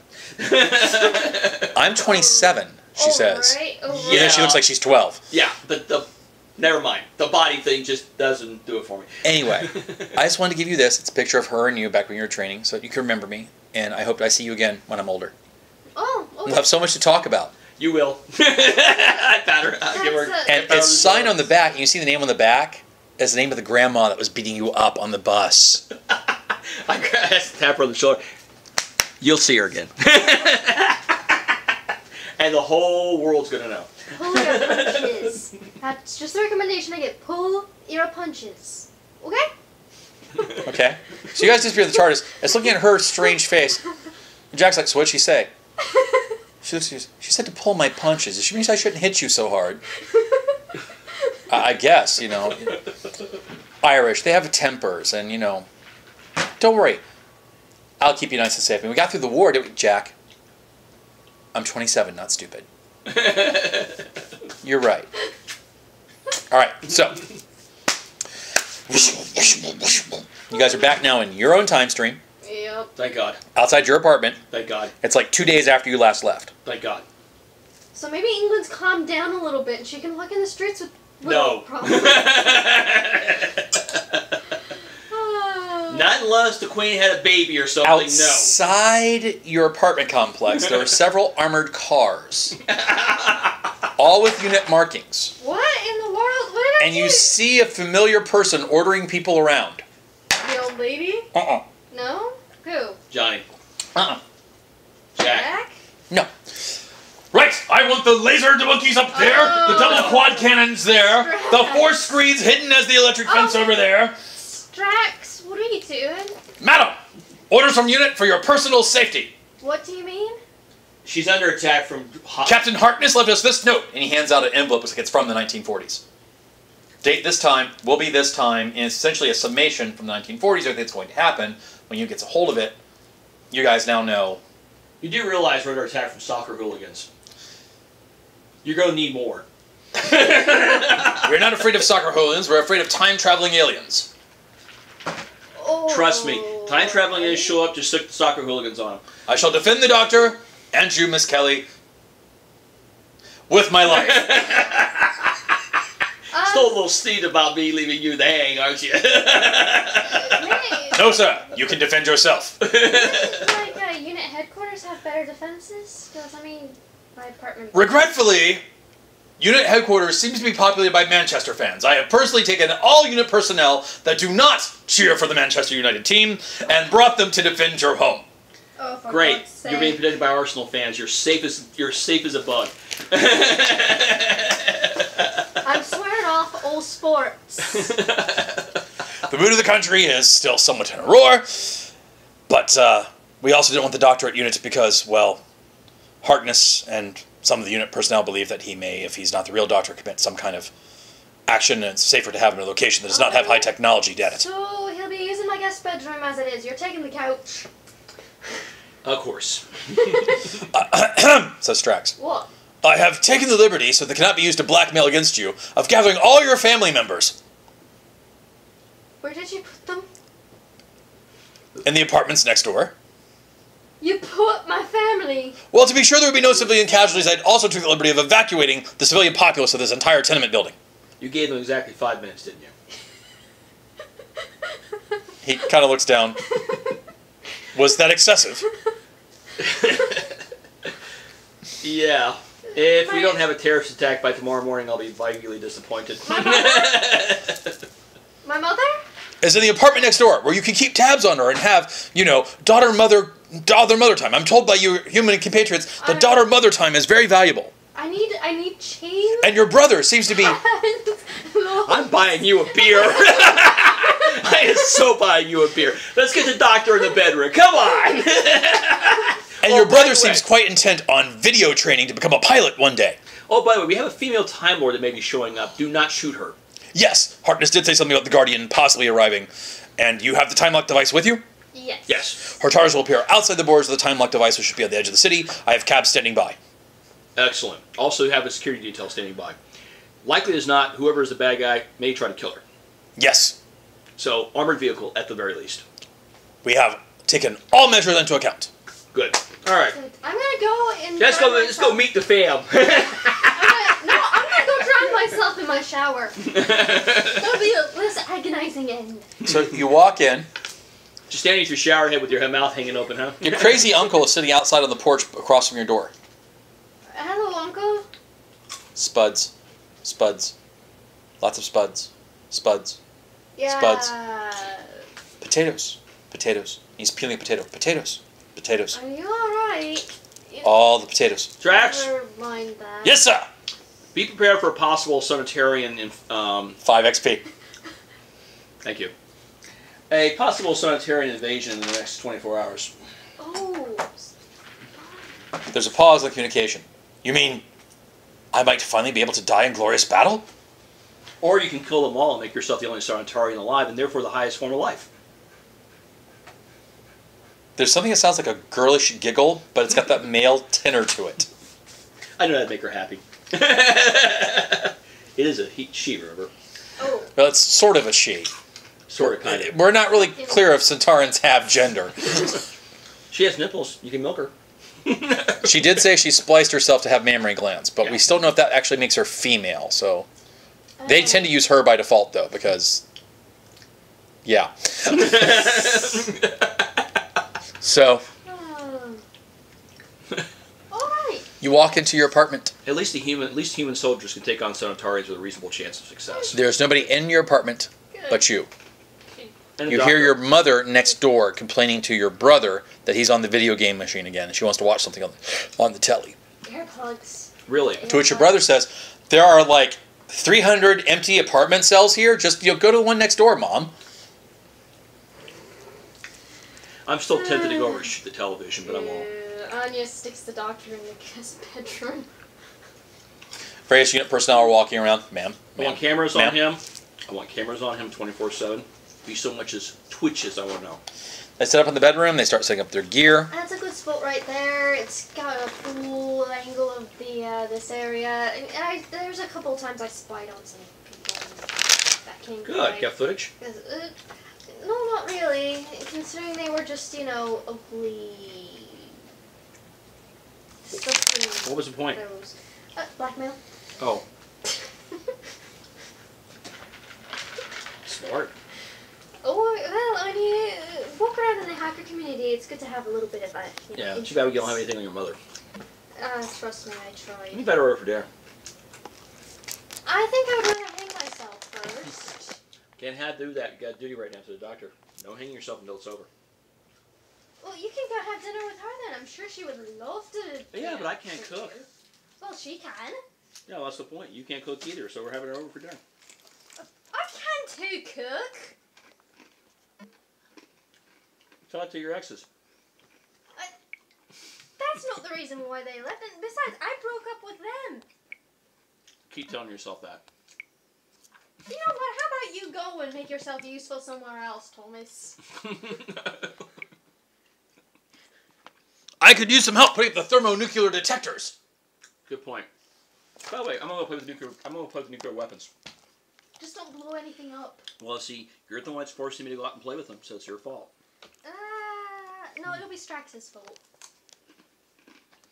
Why would it be her fault? She doesn't have any problem with exes. She takes the blame real well, though. Just remember, in another galaxy, another time, another place, another universe, you're happy. Just like this one.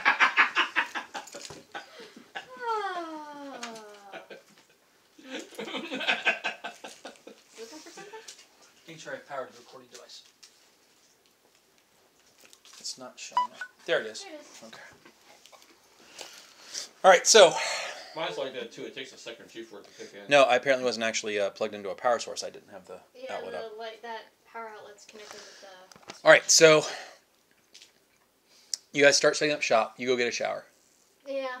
And hang yourself. Okay. While you're in the shower, I invite Mom over. your psychic connection and your pendant start going off. Give me a willpower roll to see if you hear what it's trying to tell you. I don't know what that... Let's see, it's... What, just roll on die and then what? I invite the mother over. I charm her and have her cook dinner for us. Tell her I like older women, that sort of thing. But technically I do, considering I'm going to be dating a gal friend who's probably thousands of years older than me. Is it 10? Okay. You hear something in your head about dark side. Everyone has a dark side. Beware of the dark side. Everyone has a dark side. And so When is the Star Wars? pattern that keeps coming up. Okay, Anya, you're starting to lose it. You're starting to turn into Uncle. That's not good. Not only that, you're turning into George Lucas. That's even worse. I mean, isn't Star Wars a TV, like a movie series? Okay. No, it has a movie series, and there's three other things that are reportedly similar to movies, yet not. So she's having that hallucination. Now you say you're going to do what? Invite the mother over. Okay. So you go over and knock on the door. Mm-hmm. The door opens. Her mother is there. Hello. What do you want? Hello, ma'am. I just want to invite you over for dinner. You're not number 13, are you? Oh, hell no. I like older women. So you're not interested in my daughter then? Not the slightest. No. Oh, good. We'll get along great then. Okay. Come in for a cup of tea. Oh, thank you. Biscuit. Oh, yeah, thank you. And your little shortbread cookie. Sorry, I don't have anything ready to eat as far as dinner or lunch, but what was your name again, sir? Thomas. Pleasure to meet you, Thomas. I am... I don't have Ruthie's NPC character sheet with me, so I don't know what her mother's name is, but she says, I am blah, blah, blah, blah, blah, blah, Anya Kelly's mother, blah, blah, blah, blah. Yeah, Mrs. Kelly. Ah, Mrs. Kelly works. Aren't you so polite, dear? Ah, thank you. These bloody fascist blokes won't let me go to mass. That I don't think will be a problem. I'll simply go... I can get on the phone there and ask them to bring a priest over. I'm sure we can find somewhere downstairs that we can bless and turn into a decent chapel. That'd be great. Of course, it'd be nice if my son would take care of me. You see... Oh, I forgot. Britain. You do realize, son, that I'm armed.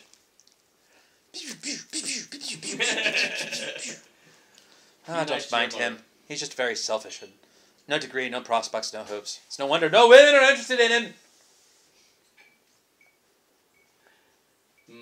So, I'll get on the phone and call. These government blokes tell me that Anya works for Her Majesty's government now. Yes, she does. Oh, isn't that quaint? She's actually quite prominent. My daughter The royalist. Swell. It was more along the lines of basically working for more or less the UN. Really? Yeah. Well, that's more palatable, that is. Yes. It's not necessarily a royalist so much as, I mean, come on, I'm an American. Do you think I would work for her? For Her Majesty? Mm-hmm. I can't even take the oath without breaking my own laws. So... Not to mention the Baldy down there. I don't think she would actually work for Her Majesty's government either. It's a she. It's a she. Poor girl. I agree. But, you know, once you get to know her, Strax is actually a lot of fun. She can drink anything under the table. So apparently the aliens are actually real. That they are. And we weren't hallucinating about all that stuff that happened in London. No, you were not.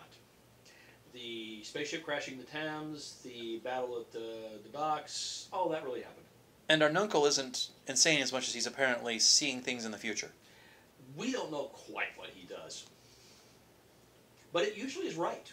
Right. And all that weird crap that happens in Cardiff, that really happens too. But then again, that's Cardiff, so who cares? I thought it was just stories. No, it's not stories, and it's not a Welsh thing.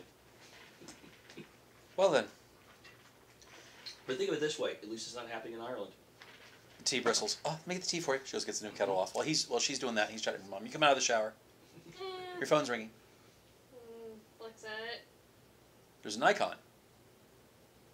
It's a man, handsome, smiling. It's Jack. Since when did that get on my phone? It's Jack, who knows? Oi, what? Hey, according to my diary, you're in town. How you doing? I am currently getting ready to face my mother. Oh.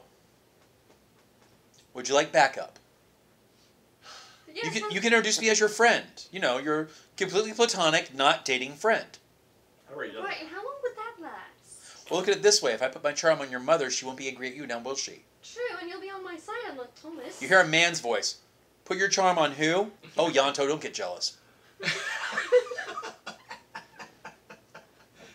I'm not on your side. I'm not against you either. I'm like Switzerland. Alright,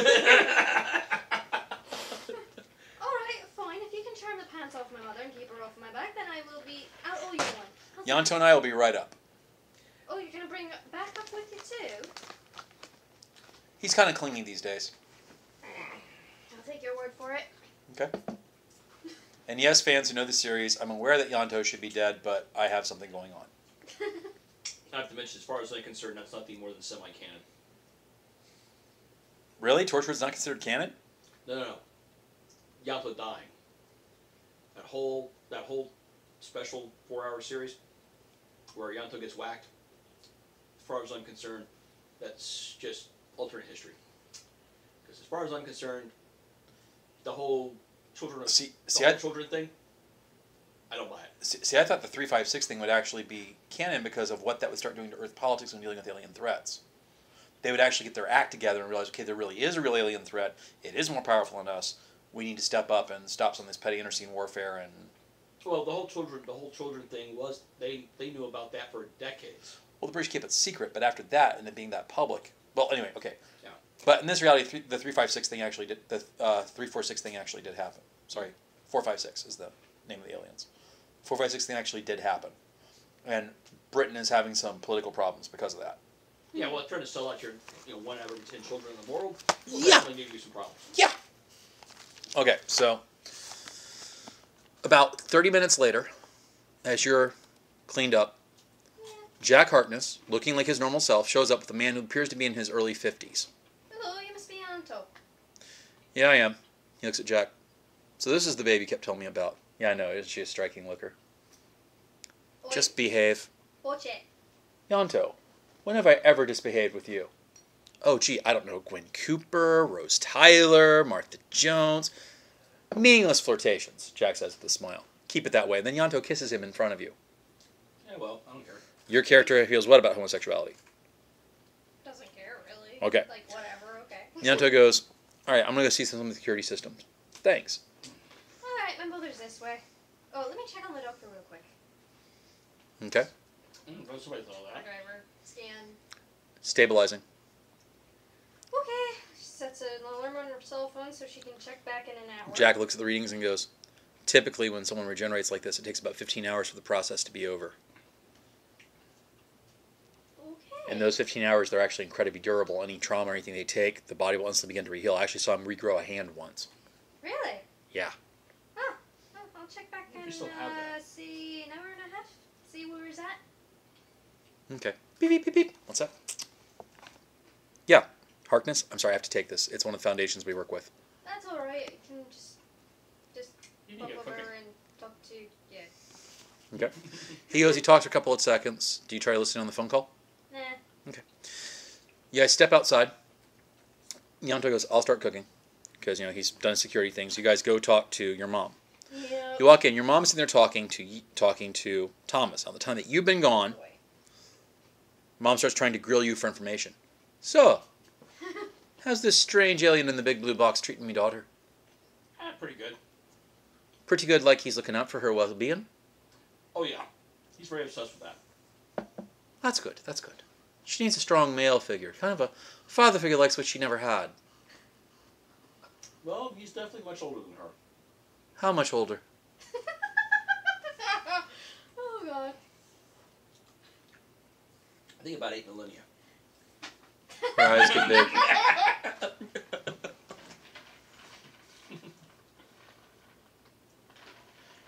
But then again, He's not... But then again, time travel is this wibbly wobbly. He's not a Protestant, is he? I'm not sure exactly if he even has religion. She quickly makes the sign of the cross. On the other hand, there's other civilizations out there that apparently worship him as a god. She makes the sign of the cross again. Oh, God. In fact, as far as we can tell, he actually invented the word doctor. Righto, then. He is a doctor, by the way. Oh, that's good. So he's got a good career, then. Oh, yeah. Saves civilization. He has the chinks, so to say. Well, he's not really wealthy so much that pretty much he gets whatever he wants. So he travels around the universe in all time and space, saving people, from what I understand. And they don't get him paid. No, he doesn't get paid. He doesn't Bloody have to get communist. paid. No, it's not that. It's that the TARDIS pretty much gives him everything he wants. Huh. Right then. So Yeah, she loves him. Mom's eyes get big. And on that note, there's a knock at the door. Oh, God, and she's not even thinking he's referring to the TARDIS. The door opens. The door opens, and there is you and Jack. That's not the doctor. Oh, wait, Mom, this is Captain Jack Harkness. He's at Cooley. How do you do? Captain Jack Harkness, Torchwood. And she looks at him and goes, and now you're mixed up with Torchwood, too. No, actually, he runs Torchwood, but she's not involved with Torchwood. He's just a Cooley? Runs it. You're the mysterious prime director we keep hearing about. Yeah, that'd be me, Jack says. Yeah, he's the one that keeps Cardiff from falling into the ocean. Well, Cardiff, London, at this point with our affiliates, a good chunk of the world. Not to mention that nobody cared if Cardiff fell into the ocean. I happen to be an expert in alien affairs, madam, and I must say that your daughter, Miss Anya Kelly, has not only been instrumental in saving the planet several times, and the universe in every win, but she's without doubt one of the most delightful and well-behaved daughters I've ever seen, and it has to be because of your expert care and tutelage. Surely, people like this just don't happen without expert parenting. Jack, dial it down. And Anya's mother is like, well, it's good to see that I'm finally appreciated around here. Mr. Harkness, would you like some tea and a biscuit? Oh, I would love a tea and a biscuit, ma'am. He looks at you and whispers, you owe me. And sits down to have tea and biscuits with your mom. He accepted the fact that she would have to owe him for this one. And she's okay with that. So while Jack is chatting up your mother, So what do you and Thomas do? What did you tell her? Oh, not much. Not much. Don't You re- had, like... Oh, don't forget, ma'am. Dinner in an hour. Your daughter's place. There's Who's cooking? some fellow named Yanto that works Oh! with Jack. Jack's boyfriend. Yeah, basically. His what? He's cool. Male friend. Male friend? Yeah.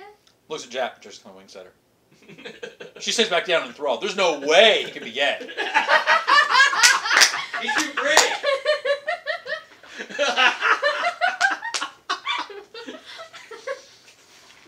You understand? I have seen this happen in real life. where one of my coworkers Oh, I've seen it happen too. Don't worry. was homosexual, and all the girls that were clients were like, "No, there's no way. He's too pretty." Oh yeah, I've seen that too. I'm like, you know, the first clue should have been when you saw him pull out the emery board. Huh? Oh yeah, I've had the same thing There happen. was a day when the guy was sitting there doing his nails. He had an emery board. Oh, Yeah. an emerald. Okay, nail file. When I was Yeah. doing community theater, we had a lesbian in the cast who was, I mean, model gorgeous. Not a guy among them could believe that she was gay. Generally, if you're too handsome or too pretty, everybody assumes you're straight. Okay, and if you're not, there's something wrong with you.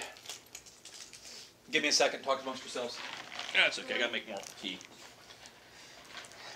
So yeah, I could easily see somebody saying that about Jack. There's no way he's gay. Jack's not gay. He just screws anything with a heartbeat. You got Jack's omni. And if it's not a heartbeat, as long as some organ actually, you know. Frank, I think he screwed Dolly when he tracked it up. What gets me is remember his buddy from the future. Oh yeah. What's that? It looks good. It's a poodle. It looks good. Yeah. Remember that. It was funny seeing Spike like that. So, all right. So we're back. So Jack entertains your mother. And you'll go and talk to your brother. I'm assuming he's still in the room. Mm-hmm. Oh yeah, he hasn't moved. The couch is basically at this point combining with his ass. He's sitting there and he's playing a video game, and the video game is called Canary Bay. And your little video character FPS of you taking out Cybermen. I haven't thought of that. Yeah, I just got the Dalek rifle. Uh-huh. It's a disassembled Dalek's arm. You put a power pack to it, and it goes right through their armor. Uh-huh. It's cool. Ooh. I never thought of that. Huh? I never thought of that. Oh, making a video game and... No. Taking a Dalek's weapon out and paying your power pack and using it as a rifle. I have Oh, got to try that. I did that once. I have definitely got to try that. Yeah, I actually did that once. Took the downed Dalek and took its little rifle thingy out and... I have got to try that. As a matter of fact, I got to do that and actually make a decent rifle out of it. I'm pretty sure Strax and I could probably put something together. That might be dangerous. But that's the point. It's supposed to be dangerous. It's a weapon. If it doesn't blow things up, then what's the point? So where you been? Killing Daleks. How much have you been told? Well, internet goes in one ear and out the other. Mom's been yelling at me for the past couple of months about something about grades. I don't even remember going to school. But, Let me ask you a question. How many brain cells do you still have left? enough to win this game. Press the chicas, you know. I got it going on. Uh-huh. Let's just say I've been a... You and him share genetic material. At least different dads? Yeah, I guess. I don't know. You don't know. I haven't asked. No one's been calling for you. So's your favorite frog. My favorite frog. Yeah, the Frenchie used to date. He's apparently in town. Oh, the musician. Right. Right. Oh, is that the one you want me to kill? Oh, no? Oh, Some kind of reward or something that he's here for. He's probably just wanting to hook back up again. Yeah, whatever. Hey, you know, I'm sorry. I got to take this. My guy's getting ready to go on a mission, and we're getting ready to do a raid, so I got important stuff to do. I'm sorry. Clicks his little earphone and goes, yeah, kill crazy Irishman here, and I'm ready to join up. You do realize this thing... Party forming up. You do realize this thing's not even close to real. Yeah, that's the point, man. Real life's boring. No. You understand? This isn't even half as dangerous as it really was. Well, yeah, I mean, you die like right away. Where's the fun in that? Oh, really? Well, guess what?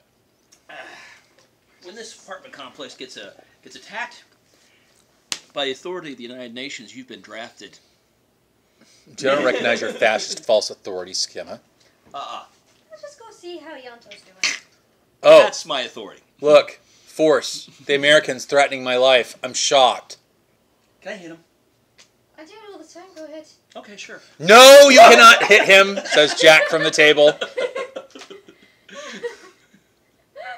Miss Kelly turns around and goes, Mr. Wells, please leave the abusing of my children to a professional. Me.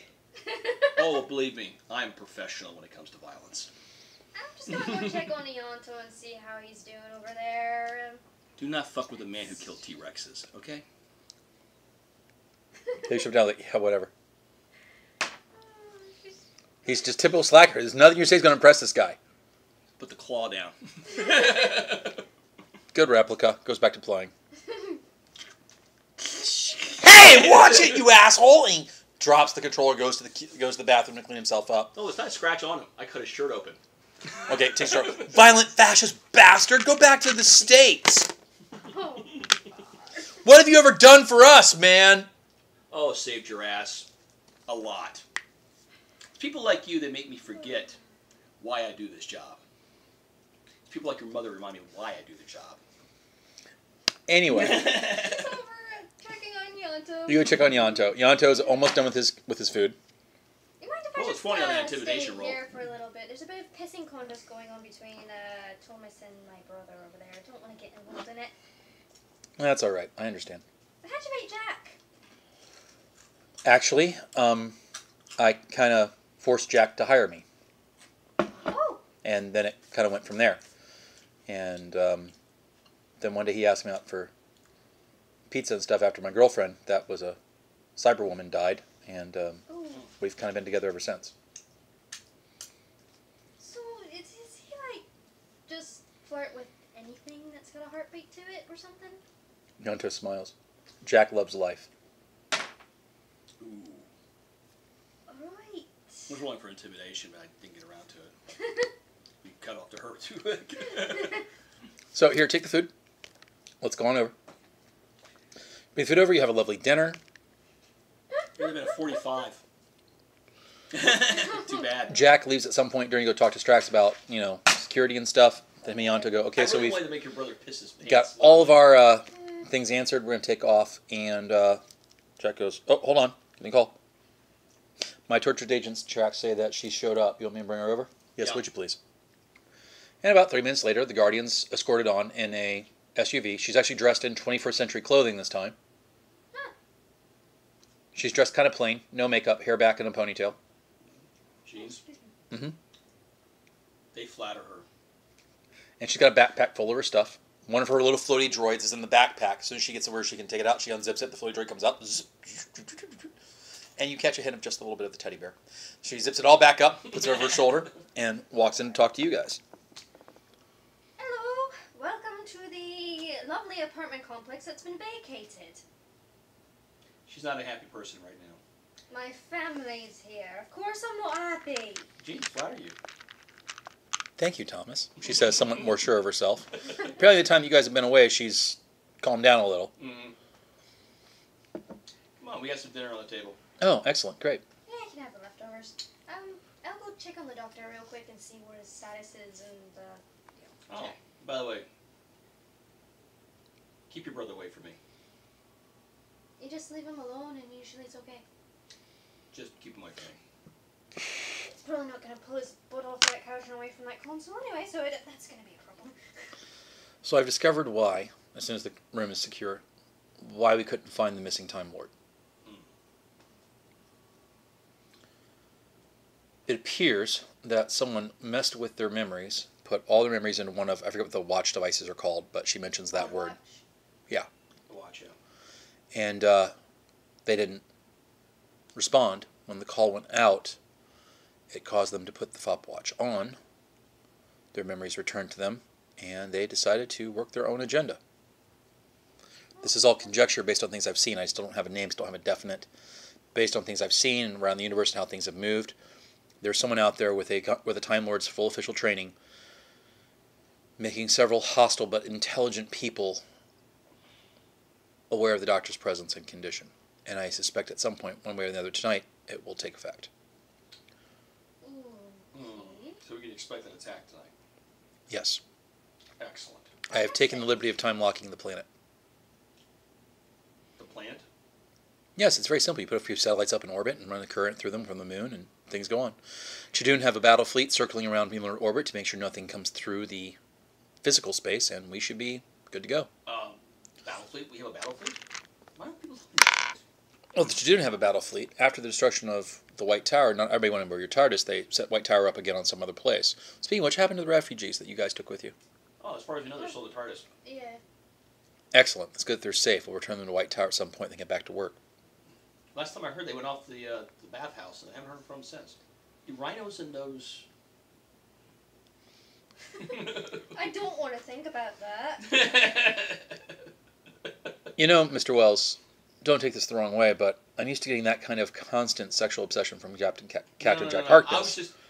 Why are they both all in the bathhouse at the same time? I mean, come on, that's not even... The alien species, they won't want to sit there and talk to the humans. I mean, unlike Jack, I don't want to picture that. And yet, she says, you brought it up. I know! Please stop me!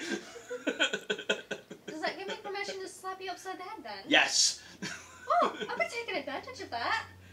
Now, once. So I've been spending a lot of time trying to fix things on the timeline. And a few things that were wibbly wobbly escaped, and I don't know how to fix them. So I've left them alone until I can figure out how to fix them, what their implications may be. Okay, which ones are they? Because I'd like to know. She tries to make sure that Jack and Yonto are in the room. Yonto isn't supposed to be alive. Okay. Ooh. And it kills Jack when it happens, and he leaves the planet, and we never hear from him again. Yeah, that would be bad. So I have not informed Captain Harkness that the love of his life, which Yonto apparently is, would do that. Good idea. Jack has somebody to rein in her mother. Jack has a friend at the time agency who went rogue. He apparently never showed up here like he was supposed to in the core timeline that's quickly fading from our databanks. He caused lots of destruction while he was here and was responsible for a couple of deaths. From what I can trace the deaths and the extrapolation of the time, it was nobody famous, nobody that history considers important. But as our doctor would say, everyone who lives is important. Mm-hmm. So that might be all for the good. Hiroshima and Nagasaki did happen. The war did continue. The Empire of Japan did not surrender when Germany fell. They continued to fight for another year, which basically fixed everything. So the war ended a year later than it normally did, with the last participants being the United States and Japan. Cold War, all that madness with the nuclear weapons, everything, you name it, Canary Wharf still happened. From what I can tell, almost everything's fixed. Like I said, lesser evil.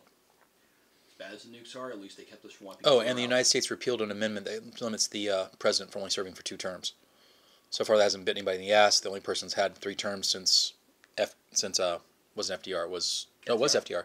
Since FDR was somebody by the name of Barack Hussein Obama, but in the 3rd term they reversed it out. He only served two years of his 3rd term before he was impeached on something I can't find, or drove out of the office, or gave it up. That one's kind of fuzzy in the records. Don't worry, I don't want to know either. I don't know. So no loss there. Oh, and some enterprising scientist found a way to make the Middle East bloom. She pulls up a map, and you see that the Middle East in this world is like all grass plain now. Oh. The only real big deserts left are the Gobi and the Sahara. Is that necessarily Doesn't that screw up with the friggin' climate? Strangely not. It's almost like the old South Chilean pampas grass. Okay. It's very, very marginal greenery, but it's greenery. And it seemed to have brought a lot of peace to the region. More food, more stability, a lot less friction than should normally be there. Though the religious questions are still going around. Oh yeah, so basically they're still killing each other, just not in wholesale lots. Not as much as it used to be. Yeah. Well, it's nice that some things stay the same. So it seems like I've done my job well, and I am all ready to take a vacation. Agreed. Barcelona sound nice? Very nice. Something about Barcelona rings in your head. You keep hearing the word Barcelona, Barcelona. I just like the beaches. Yeah. I've quite a love for Spain lately. I haven't been swimming in an ocean in 10 years. And then you hear the bomb go off. Boom! What was that?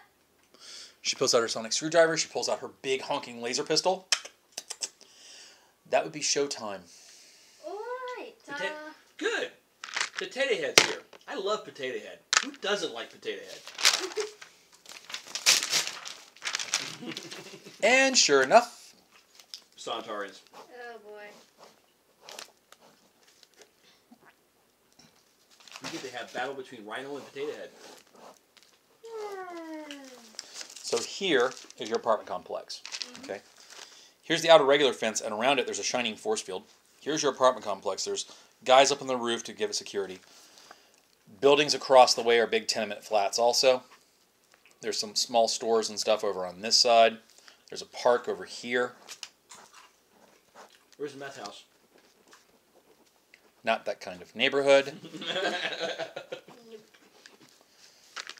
And walking this way, and walking this way, using the soccer pitch as a landing platform, there are a bunch of Centauran battleships. The landing pods look kind of like Walker craft, who are all landing now. You estimate you probably have about 5,000 Centaurans altogether. For Centaurans, that's a small surgical strike, considering how they normally do things. Yeah. This is what you're looking at. Alrighty. Well, Shukuli does some readings. Well, they found a way to get around the time lock. yes, they did. According to this, they're each about 300 years old. Oh, fantastic. Oh, wonderful. Lots of experience then. No, I'm guessing they buried them and woke them up.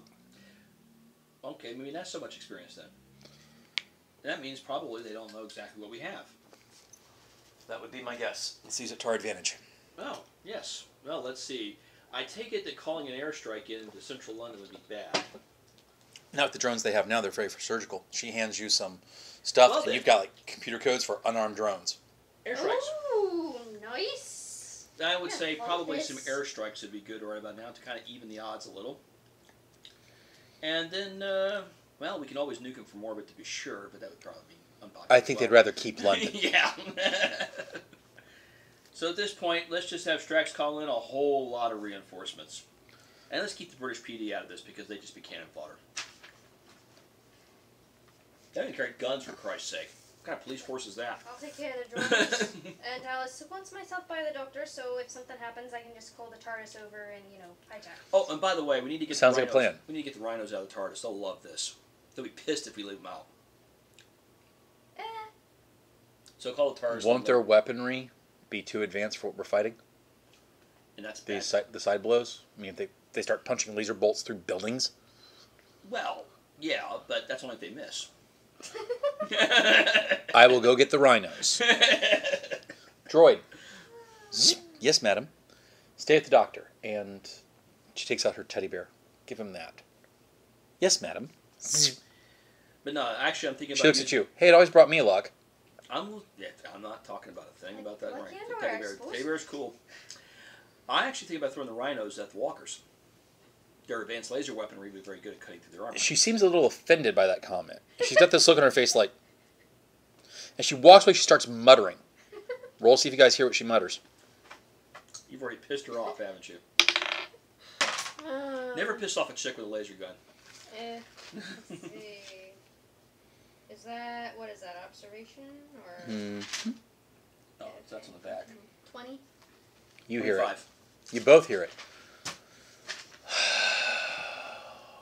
Thinks she knows him so well. Well, I know him better. I've known him for almost 1,000 years.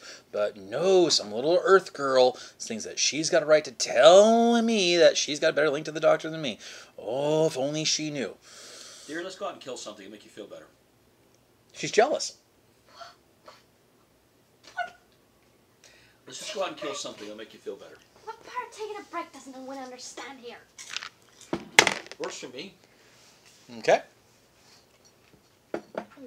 Storms of the Strax? doctor's room and flops down.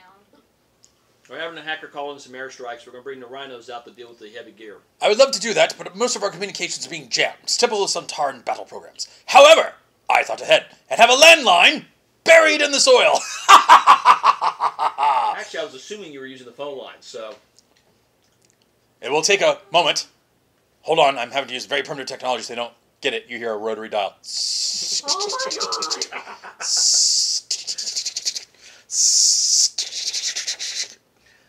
Yes, unit command. I'm turning you over to Anya Kelly. Beep, beep. You're in charge.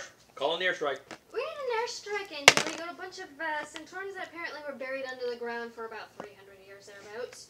Roger. Valkyries 3, 4, and 5 are linked now to your command. We do have heavy armor and about 5,000 enemy.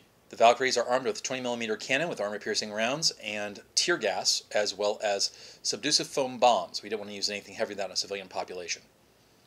Essentially, the missile falls down, it goes off, and it's like a shotgun round going off. It sends ball bearings everywhere. Oh, that works. Alright. Kind of like a big buckshot bomb. That works.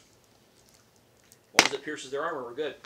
Okay, going to get the rhinos out with their heavy laser weaponry to deal with the heavy machinery coming at us until the drones can take care of it. You come out to the TARDIS. The rhinos see you, and they look at you because they're kind of at peace going, Ocho, and the TARDIS immediately translates up in the air. What are you bothering us? We were relaxing. We have a war. The rhinos look at each other. Onja! Yes. You see them all like getting on armor. They're all taking off. You're invited. The ambassadors are going, we have a Chadoon. war. Like, people have told you Americans. Yeah. They're all like, Chadoon. I love these guys. You guys stay here. We may have some wounded coming in pretty soon. Okay. So rather than detail everything else, what we're going to do is every minute, I'm going to make you make a battle action, right, for big battles. This is kind of like my thing of doing big battles. You give me a general thing you're doing that turn, I have you make one survival roll and one effectiveness roll. Oh. So first I need is survival rolls. Now, since you're sitting in a building, you don't need to make survival rolls. You're safe. Oh, okay. He, however, is out in the gunfights. 19. What's the survival roll being met with? Survival roll is going to be your... Actually, it's a good question. I don't have to be skilled for that eventually. Well, I got talent. Let's do it this way. Let's say that survival is a combination of your luck bonus and level added to a d20. Oh, okay. Because that explains that higher level characters tend not to get shot in the battle, and when they do get hit, it's a big deal. Okay, what's my level then? You're currently level 2, if I remember correctly. Okay. I need to write that down, by the way. After this adventure, you guys will all be level 3. Excuse me. Okay. I'll roll that again since that 19. I didn't know before I had No problem. So it was 12, so it's not as good as it was. Well, that's success. That means you survived your battle. You don't take any wounds or anything. 6 plus... Where'd it go? I know I had it here. Oh, there it is. 6 plus 3, so 9 plus 12. That would be 21. All right. You survive. You don't take any wounds or anything. Mm-hmm. And during the battle, you manage to find like a good position, direct troops. Now you make a strategy roll for your team. Do you have strategy as a skill? That's tactics. Tactics will work too. Just means you don't have as large an effect on the battle as Strax does, because Strax is a strategy skill. And Strax just rolled a 35 on dice plus his skill, and his opponents rolled a 2 on dice plus their skill, so we're doing pretty good. Okay, 19. That's a natural 19. Mm-hmm. Okay, tactics. So there we are. Plus 6. So that's a 25. 25. Mm-hmm. You managed to out, like... I just want to Where'd I get put that map? I just want to get the damn rhinos aimed at the right direction. It is. Thank you. I'm going to say that basically you and the rhinos, since the rhinos have probably better armor, they're like all right up here where this group is advancing, and you're up there with them on that roof in that area with cover. Okay. All right? So you're like right in the thick of the fighting. Oh, I thought I wanted to go after the heavy armor. That is where all their heavy armor is. Oh, I thought these. Those are just landing pods. Oh, okay. They just have basically, well, they were buried. They've come up out of the ground, and the guys are coming out. Oh, okay. I thought that was the heavy armor. No. They actually don't have any like heavy artillery or anything, because much like what I saw the Centaurans fight in the series, They had walker type things. I said the pods look like walkers. They've had to climb up through the ground. Okay. But from what I've seen, the misunderstood. Centaurans themselves actually don't have like artillery and stuff. When that invasion happened on Earth, the one we see in the series, they're all using hand lasers and like rockets and stuff. They seem to just have like human wave. Yeah, they just use human wave tactics. That's all they really do. So that's what I'm saying is what we're seeing. We're seeing 2 massive human waves starting to come in. I mean, basically, they're like the Cybermen and the Daleks. They don't need heavy weaponry. They have numbers. Well, the Daleks, each Dalek is essentially a heavy weapon Yeah. system. That one I got. But all right, so what are you doing? Strafing with the. Yeah, All right, so you just give me a piloting roll. Use your pilot TARDIS. Oh, It'll actually use your computer ops because you're operating with the I'm computers. glad I wasn't rolling on that one. Ooh, I don't know. Yeah, that was just a 10. So You don't managed to like zip around the area. I'm gonna assume you have the drones flying around. You do have a mass target down there. It's like chucking a rock at a lake. Okay, so assume you have the drones flying around its perimeter. You're doing that. Strax is like, we're doing quite well. This goes on like for several minutes. You guys are holding them off. Nothing's happening. And all of a sudden, all the power goes out. Oh, sweet. Well, Now, the drones are self-contained power, so they're still flying in the circle you left them. and the phone lines have their own power source, so that's not Right. an issue. And when the power comes back up, there's another TARDIS Oh, good God. sitting right there. And it looks just like the Doctor's. Oh, good God. Okay. The Guardian sees it and goes, no. And she leaves because she was up there at the station with you. Yeah. She goes running for it. I'm going to go running for it too, because I got a nasty feeling I know what Uncle was talking about. Dark side, remember? Oh, the Valyard dude. 10 points for both of you. That's who warned the Master. Oh dear. They have never fully explained how the Valyard got separated from the Doctor, but we know from that episode that he is a separate operating being. Mm-hmm. Somehow. Yeah, this is the Doctor's dark side showing up. Oh, okay. Which means, think the Doctor, but a bad guy. It's even worse than having to fight the Master, because this one's not insane. Yeah. Oh, fantastic. Or obsessed. Yeah, which means I'm basically going to shoot on sight and not even bother talking. Okay? Yeah. She goes running for it, you go running for it, and then the doors of the TARDIS open. All 4 of the side doors open. Mm-hmm. And these burning spheres drop out. She grabs her belt, she tosses you something over her shoulder without looking. Make a catch roll to grab it. I'm also trying to catch her. You see her pulling another one out of her belt to do the same thing.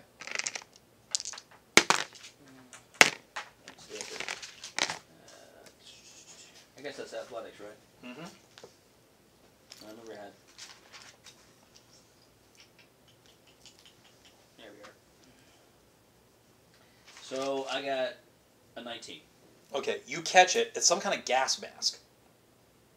You can tell from the feel it's some kind of gas mask. Okay, well, I'll slap that on. You slap it on and a whole force field that covers your body.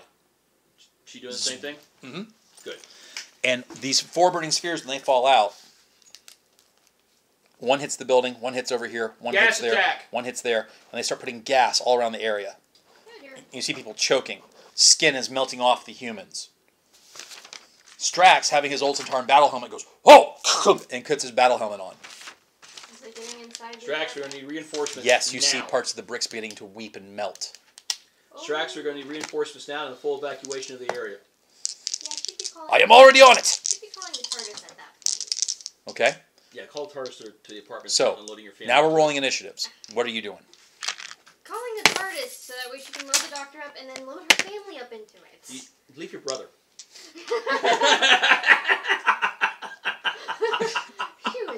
Your brother's disposable. Yes. If there's one expendable person in this whole occupation right now, it's him. Okay, so I got a 9. You got a 9? Yep. Got a 4? Okay. The Valyard goes first. Crap. Fantastic. The TARDIS sends out energy pulse. He has the same initiative as the Guardian does. The Guardian takes her sonic screwdriver, goes over like this, pointing the general direction of her TARDIS, which is, of course, miles and miles away. But she does something, and you see a beam of light shoot from the far west, hit his TARDIS, and negate whatever signal it was he was sending. And she yells over her inner mic, "That's the only time I can do that, but I should have shut him down. He is here and he is time-locked, just like I am. Good. Let's get that TARDIS." Storm the TARDIS. Strax, we need you over here now.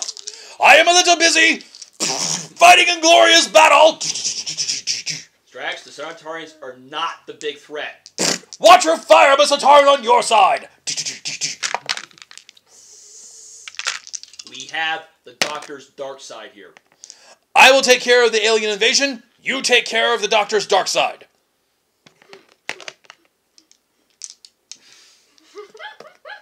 Yes, he's not going with your order. He believes he's outranks you, and actually, technically, he does. Technically, he does. Not like that, but just so he said, "You take care of the Doctor's dark side." All of a sudden, I had a picture of Doctor and Darth Vader. Just like Darth Vader coming out.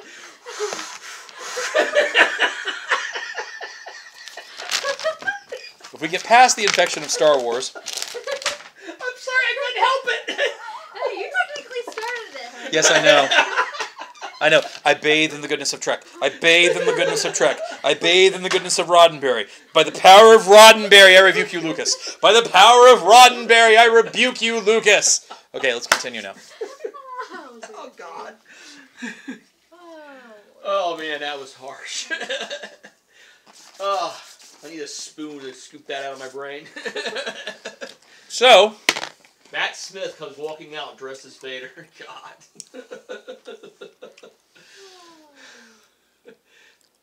Sky screwdriver whips out to her whips out a laser sword.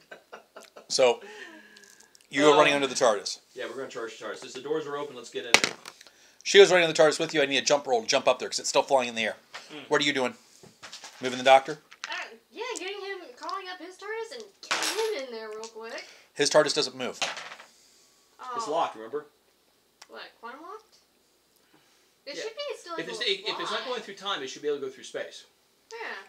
For some reason, I don't remember. He said, well, you'll find out in a second. When all the power went down, it should reveal something. Okay, she pulls out her screwdriver. Your screwdriver has an independent power source, so it's working. I'm gonna try to use that. You quickly put it up, and I'm going to say this little subscreen that shows you the TARDIS's abilities. The TARDIS is currently offline. He shut it down. Oh boy, that little git! Well, start it up. Oh, I did. Can I start it up from here? Try it. She can start it up from there. I mean, remember, these TARDISes are sentient for all practical purposes. Let's Have fun see, with that. Is that computer Use that. optional, or? Use the fact that this TARDIS were probably not like the other TARDIS, because the other TARDIS is basically an imitation of her. And I know women, they hate that. Never show up for the same date in the same dress. Anyway, Computer optional? computer ups. That's not bad. Oh, the jumping did well. I'm just not sure what I'm jumping into. I'm really nervous about that. 17 plus 6. You jump in through one of the side doors. She jumps in beside you. I'm just not happy about having to do that blind. She goes in behind her sonic screwdriver and turns off a bunch of security as you guys jump in. Ah, well, that's... And a disembodied voice, male and aloof, goes, "However, did you know those security codes?" She goes, "I've been here before." Okay. "I don't remember that," says the voice. 25. I gotta pee. What's that? 25. 25? Yeah. Okay.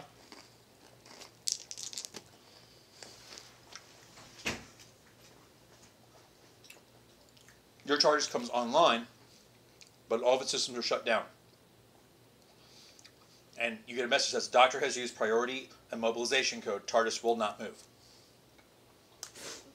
I need to get you over here so that way I can get him in there so that way he's safe. So how about you get your ass in gear and get over here so that way you can protect the doctor? Temporal indiscrepancies. Doctor has used emergency code. TARDIS will not move. How do you turn it off? Bloody... You cannot override the doctor's command. Fine, I guess I'll just trick him through a battlefield and take him to you then.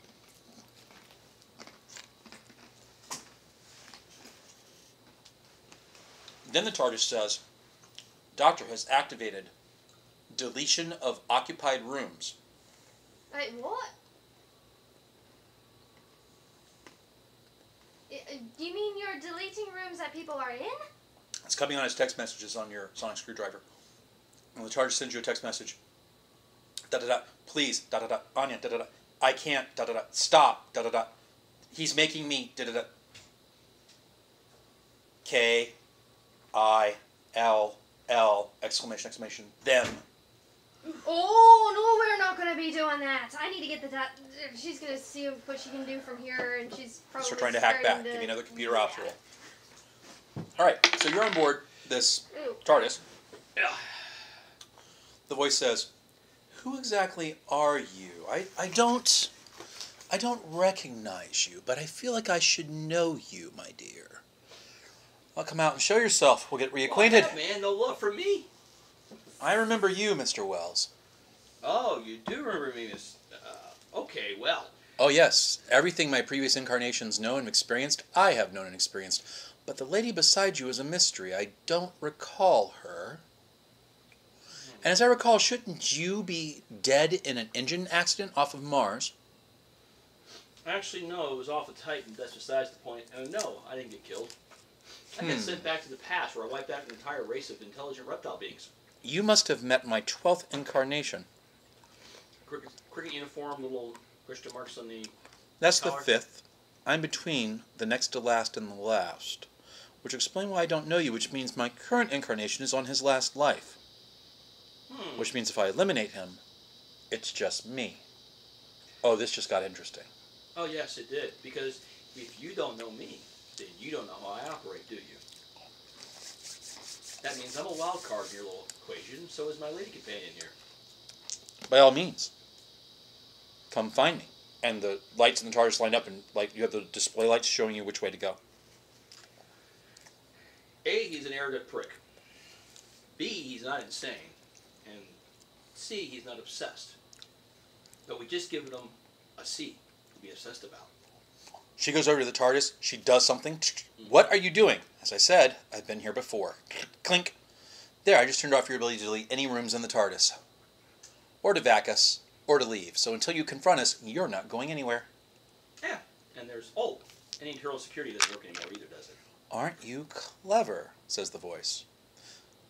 Well, let's see what's going to happen.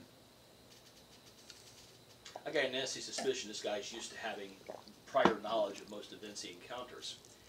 We're wild cards. He doesn't know what the fuck we're going to do when we do it. Mm-hmm. A red beam begins to shoot out of the wall. She looks at you, she goes, dodge! And she gets out of the way. She gets out of the way with 38 on dice plus her bonuses. Well, I'm not nearly as good, but I did do pretty well anyway. 21. It missed you. Zoom. So she goes, genetic scan. Why is he running genetic scans? She yells over at you. He wants to know what we are. He doesn't know who we are, but he wants to know what. Well, let's fix that. She points her sonic screwdriver at your field. There. Electromagnetically proofed. Good luck getting information while we got the screens up. Let's find him. Now. And then we kill this bastard. Oh, yeah. I want to headshot the bastard. I got a 22, by the way, on that Okay. game roll. I don't know if that actually got in, but... I am working on that now. I'm trying to see if Daimler will actually resurrect. Zip. You have a little bit of an entrance to your TARDIS. Okay. One of the 3 rooms that they created for the aliens has been deleted, and like 300 people are dead. Shit. Ooh, yes, we're going to be working on that. How do you wish to prevent him from getting access to that again?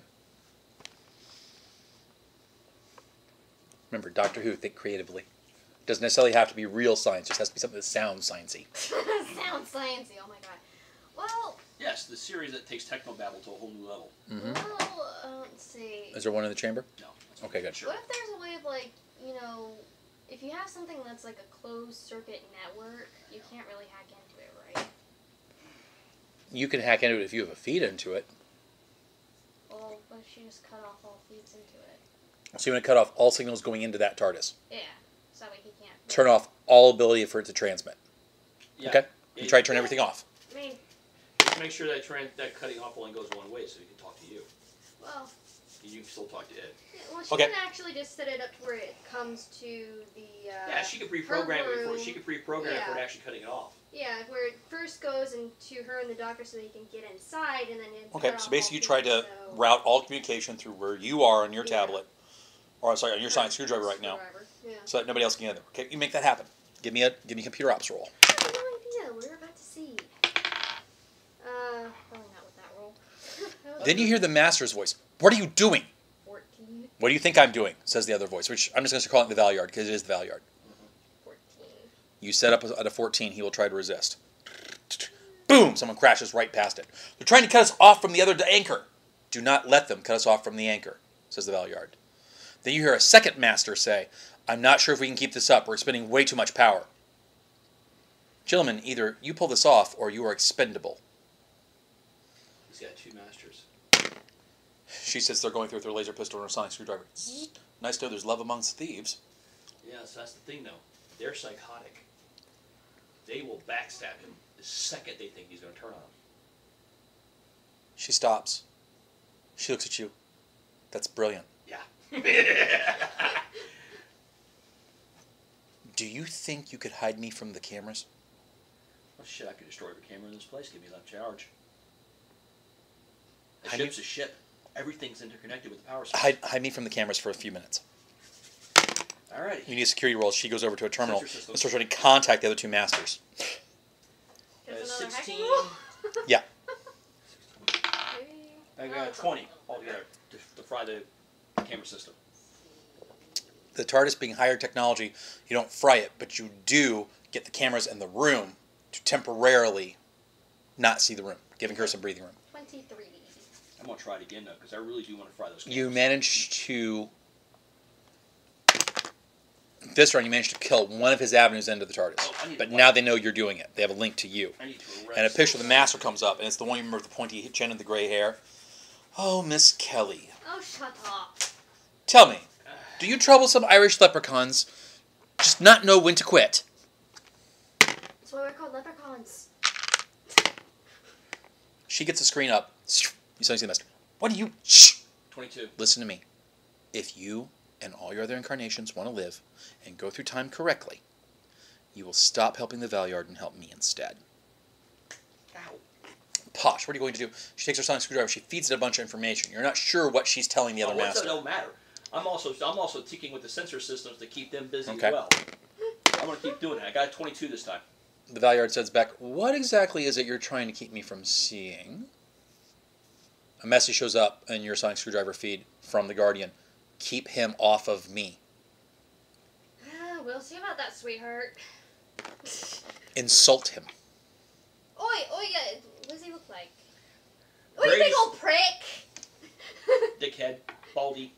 The Valyard suddenly shows up in your sonic screwdriver feed as a Bela hologram. Lugosi cheap-ass copy. Listen to me, you primitive primate, which is just above eating bananas and swinging in your trees. Oh, really? We're going to name cool Not so good on that one. Stay off my communications rate. If you know what's good for you, get away, or I'll come visit your mother. Please, by all means.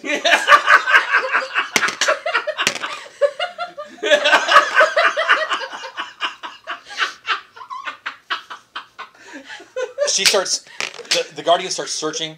And 23. starts searching. She says something else to the Masters. You manage to get the cameras off in the control room you guys are in. Mm-hmm. Then the door is sealed. He's going to try to eject us. Oh, yeah. Kill the hydraulics.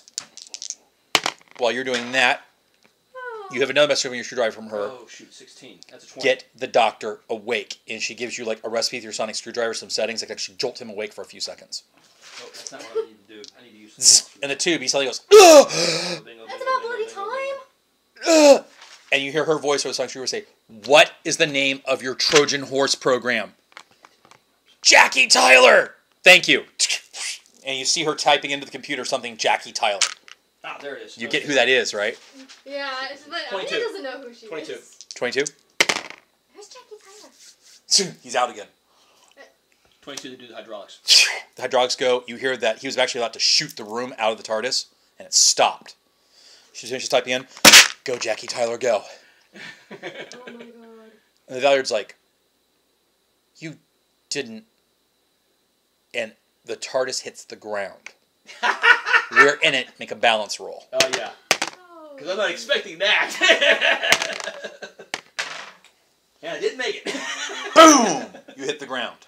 Actually, I may have. It depends on how bad it is. What'd you get? Well, I got a 10 altogether. Yeah, you're out. Oh, okay. You're out. She's out. That's the last you hear from them. Their TARDIS hits the ground, and a big black, sort of pseudo-opaque black field appears around it. Zoom. Oh, that doesn't look good. I got a +4 on my stay conscious, though. Can I use that? The battle's still going on around it. Yes. That's a 14 then. You're still not. You're Okay. you're Just still wanted- out, but you'll just wake wanted to up. find out. But you'll wake up first. Just wanted to find out. Okay, so you see the battle still going on. Your drones come back. They actually, when they were cut off, they just kept flying in a circle. The bad guys have made more progress. They're starting to close in on the building. Yeah, I really need to get her TARDIS there. Or, their TARDIS there. You see Strax out in the middle throwing grenades, laughing. Ha ha ha ha Somebody's having fun. ha! The unit guys are beside him, cheering him on, going, yeah! Oh, duh. I mean, he's probably causing a lot of mayhem. He gets hit by a couple of blasts. He just kind of shrugs it off. He's just so high on adrenaline right now. He does not care. I expect them to be having a lot of fun at this point. Yeah, the TARDIS over there. Your TARDIS comes back up. Oh, finally. And on your TARDIS, Jackie Tyler, Trojan Horse Initiative, programmed. Oh, That's not good. is that Preparing temporal backlash in 20 seconds. And you see a diagram of the two TARDISes, and basically what he's done, how he found you guys, was he went looking for the other Doctor's time TARDIS, its coordinates. And he's locked onto your TARDIS's coordinates. The Trojan Horse program takes the ability of the TARDIS to move through space and time, and fires that out of the system so it traps you wherever you are. But the TARDIS is wrecked. But whatever you're trying to get, we're all safe. And you see the tick down going, 20, 19. He's about to strand himself here. On one hand, we go back to season 1 and season 3 because I love the Pertwee one. I love when he had the fuzzy white hair. I love that Doctor. So that's not a bad thing. And he also explains why Gentleman Johnny's been pooping around here forever. So we haven't done anything bad. That's the important part. On the other hand, we have 3 super genius villains trapped here as well that we must kill so they don't leave this area. Right. She's a bit flummoxed. I have a question though. Something occurred to me, and she may think of this as well because she's much more tech savvy than my character. The TARDISes are basically identical. It's the same TARDIS, it's just at different points in its time stream. Exactly. If you can hack one, you can hack the other. You can fuck around with all of his programming in that TARDIS.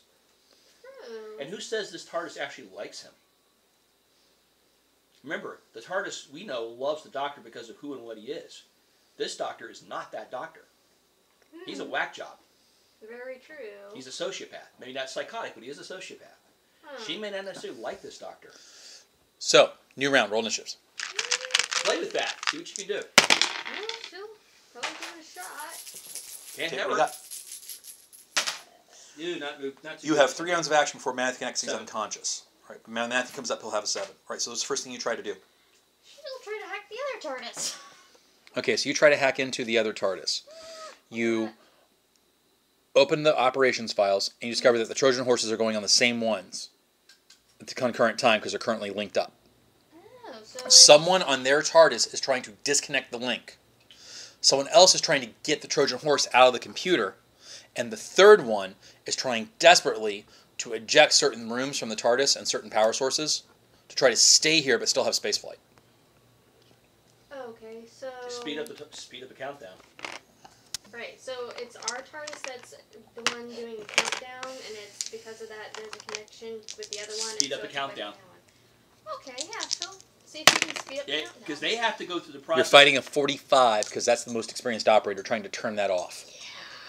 She's not trying to block him, though. She's simply trying to. She's not going after him. She's going after the actual program itself. That's a different animal. I understand, but he would notice it and be able to counteract. Good point. Good point. You would. There's What's no your total? There's no way to hide it. 15. Okay, so when you stop the count's at 15 seconds. She doesn't stop it. She's not trying to stop it. I understand you're not trying to stop it. You're trying to speed it up. Yeah.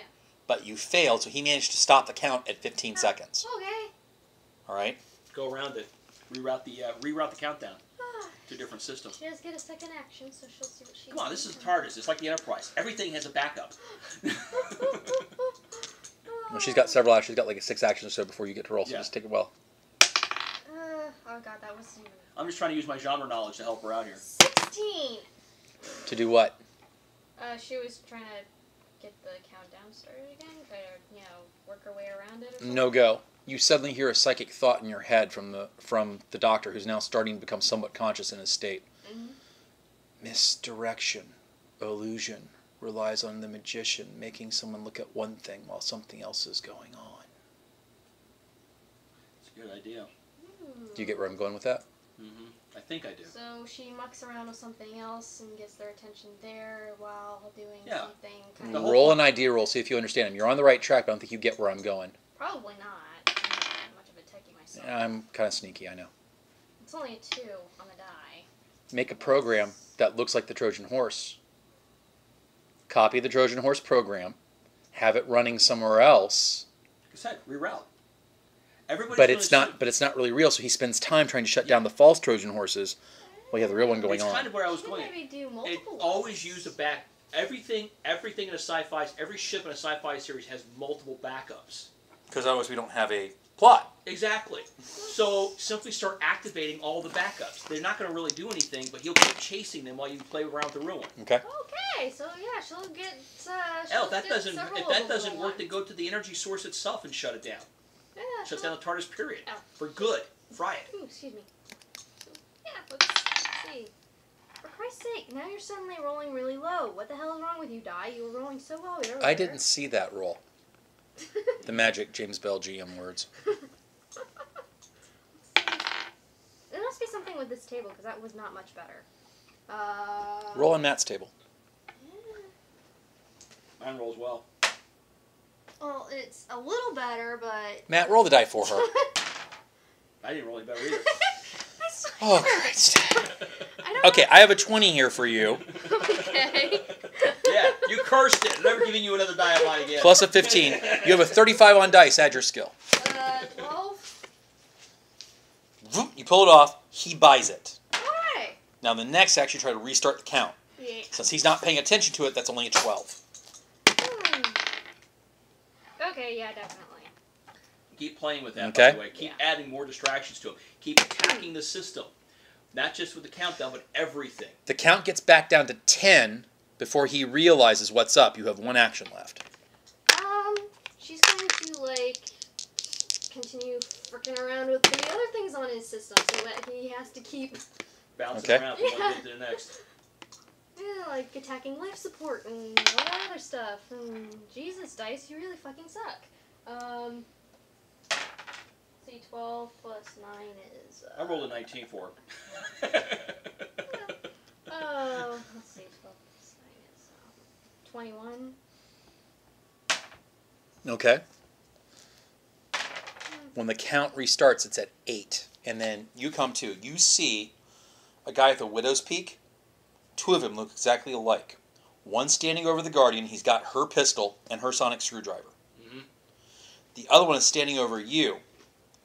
He's taking readings on you, and he can't believe you. It seems like, I don't believe it. This is impossible. This is impossible. How did this happen? So he's busy paying attention to that, right? Right. Now, before you act, you hear the other one say, "It's a shame I didn't find you earlier. You are absolutely fascinating. They would have loved tearing you apart. The Masters would surely hate you even more than they'd hate the Doctor." And he gets ready to shoot her. Well, I'm going to shoot him. All right. Nish.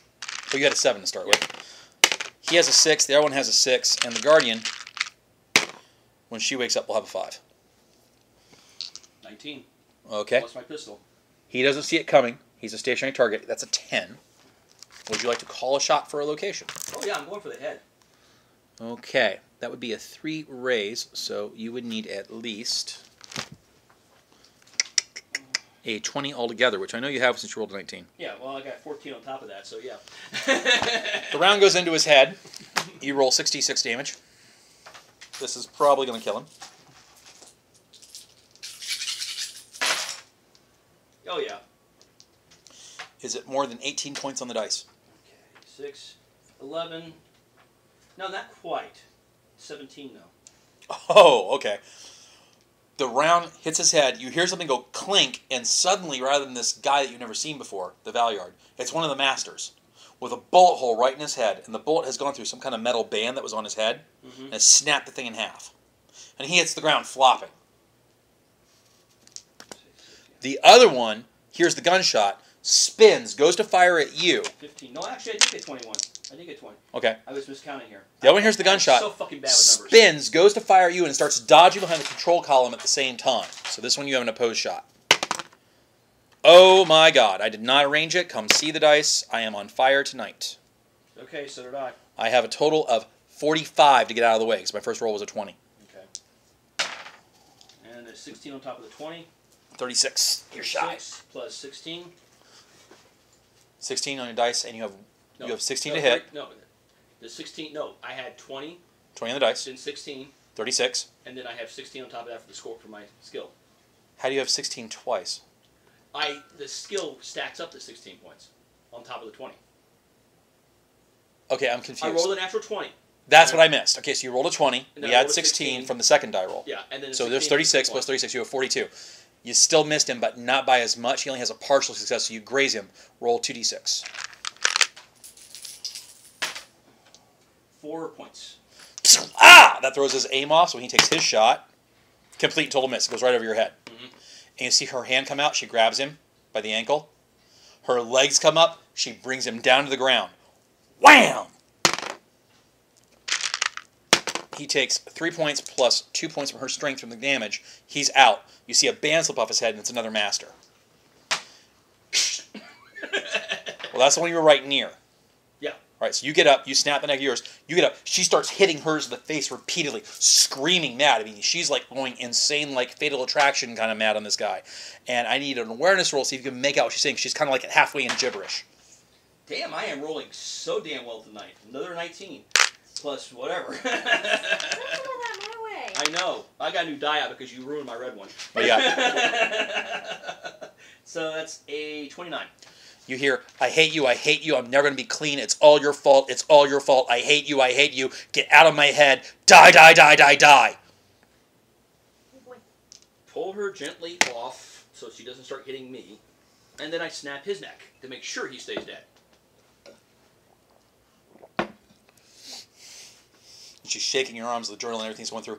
I take it he's the reason why you had your bad period. And I did not come out as well as I hoped this would. She looks at you, and you hear her voice come out of his mouth. Yes. That's not good. And then she kind of closes her eyes for a second. She goes, it's just an echo. I'll be okay. It's just an echo. I'll be okay. I don't want to remember. He'll be okay. I'm not even going to... We're going to discuss this later. If you have a later, says the Valyard, I see you've destroyed my mental control bands. Pity, those are the last 2 incarnations the Masters left. There are no more of him. I'm somehow not unhappy about that. It's a pity. I needed him for some of my work, but I'm supposed to get sufficient progress. I can get most of it off the ground. You have it easier now. Tell me, Mr. Thomas, would you really wish to stop me, since you seem to be, from what I can tell from my genetic scans, a work of my labor? Well, see, the problem is that, well, frankly, the way you made me really pissed me off. 8. 7. No, she couldn't have! Yep. The Guardian looks at you. She's like, kind of like coming in and out conscious. We can get off the TARDIS. Yeah, good idea. Let's go. I pick her up and get out of here. Okay. You get her off the TARDIS. 7. 6. 5. His TARDIS hits the ground. I thought he did that. The shield kind of like begins to fluctuate. Stuff was going on while... Oh, okay. We get out of the shield right when suddenly it just kind of goes... Boom! White light everywhere. You know... When everybody comes to, there's a big crater in the parking lot. I really wanted to have a body. Because until I have a body, I don't trust anybody dead. Huge crater. Gone. Because the TARDIS is bigger on the inside than it is on the outside, all the equipment he had in there when it exploded kind of leaked out. So over here you see a Centauran clothing chamber. There you see a dead Dalek skull. Over here you've got like Cybermen parts. Here you've got like some genetic material, parts of a computer lab, an art collection. It's scattered all over the parking lot. Is her brother's couch still intact? Yes. Damn. Parts of the outer blue hull are like rammed into the walls. Our TARDIS appears to be fine. In fact, it's glowing with a nice little white shield, keeping it nice and safe and pretty. Yeah, well, unfortunately for the 300 doctors that we whacked. And out there, the Centaurans, after the explosion goes off, seeing that their objective is, they'll just kind of just stand there and start throwing down their armaments because they're defeated. What? And they'll just kind of sit there ashamed.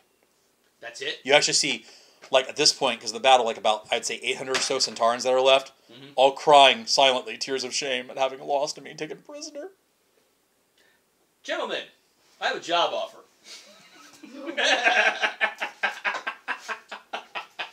Strax goes, I believe this is still my command. Yes, but I'm asking as a private individual. Let me talk to them first. Okay. You, clones! I am Strax. I have defeated you. From this moment on, you are loyal to me. They start going, Sontar! No, no, no, no! Sontara has betrayed us. It has taught us to think mindlessly, fruitlessly, taught us bad tactics, told us we are invaluable, told us we are not worth anything except for the great cause. Not anymore. From this day forth, you will help defend this planet as one of the greatest military machines the world has ever seen. They all just kind of put their fists over their chests. Now, kindly line up over here so we can drive you home. Don't give anybody any lip, and whatever you say, don't ask the humans, are we there yet? They tend not to take this very well for some reason. Oh, by the way. And if any of them call you potato, it's a term of respect for warriors. Everybody loves Mr. No Potato Head. breaking necks. Everybody loves Mr. Potato Head. Yes, Strax! Yes, Strax! They all start lining up into the vehicles the unit has put aside for them. Strax looks over at you and goes, sorry, just... Always wanted my own private army. Oh, that's okay. I was trying to get one too. But I want the beer contract. Let's go check on the doctor. Let's go do that. And then we'll discuss the beer contract. Okay? So, We have one problem, though. The doctor's a totally new person now. We have to change ownership of the bar in England. It'll be fine. English bureaucracy. It'll be fine. So you walk in. It's gonna The take Guardian years. is sitting there by your all's TARDIS, just kind of sitting there holding her head, and mostly you kind of see her shake. One of the unit medics has got like a blanket around her because he assumes she's going into shock. She does not look well. Okay. You're crying, you hear simpering every once in a while. She kind of shakes uncontrollably. You go to the doctor. I'm going to take to her. Ooh, excuse me. You see the Dr. Strux. I'm going to see to her. So the Anya and the doctor got inside the TARDIS, then okay, because I kind of lost track of things for a bit. Yep. So I imagine Anya's probably inside and going through the computer system, make sure it's all cleaned up and nice and pretty and. It's cleaned up nice and pretty. No bugs, no traps. No bugs, no traps, nothing that the Valiard might have left behind. Nope. At least not so far as you can tell. Check, double check, triple check, Yeah. run automatic checks. Pretty much. It occurs to you have a full functioning Time Lord outside if you can get her full and functioning. That's what I'm trying to do. All right. So you run the initial checks. Give me some dice rolls. Target numbers are 40s. Matthew, go over to her. She's sitting there underneath the blanket. Still shaking every once in a Well, while. that's better. All right. Well, I'm going to assume you do have a past with the Master. I am not going to ask what it is. That's for something you to tell me when you feel up to it. But right now, we have a doctor in here we have to confirm the identity of. We have to make sure this TARDIS is safe to go back into. I need you up and moving around at least for that. After that, we're going to Barcelona. Okay? Barcelona sounds good, she says. And she's tapping on her knee like this.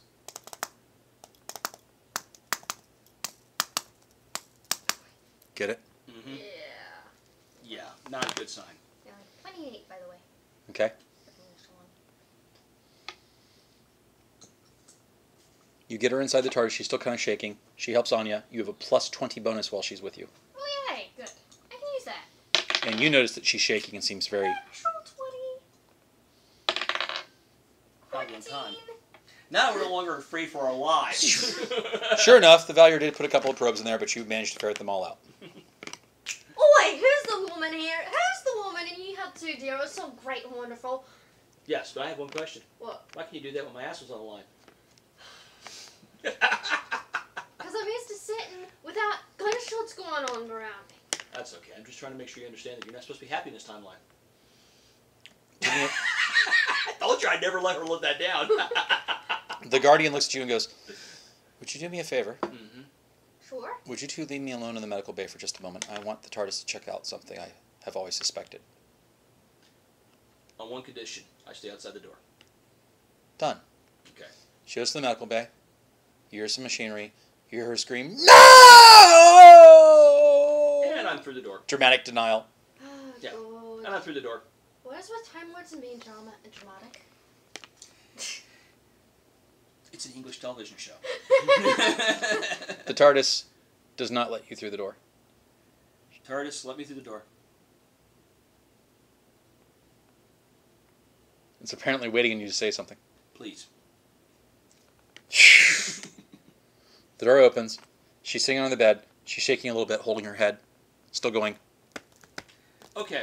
I take it my suspicion has probably been confirmed. "I'm a good person, right?" she says to you. Yeah.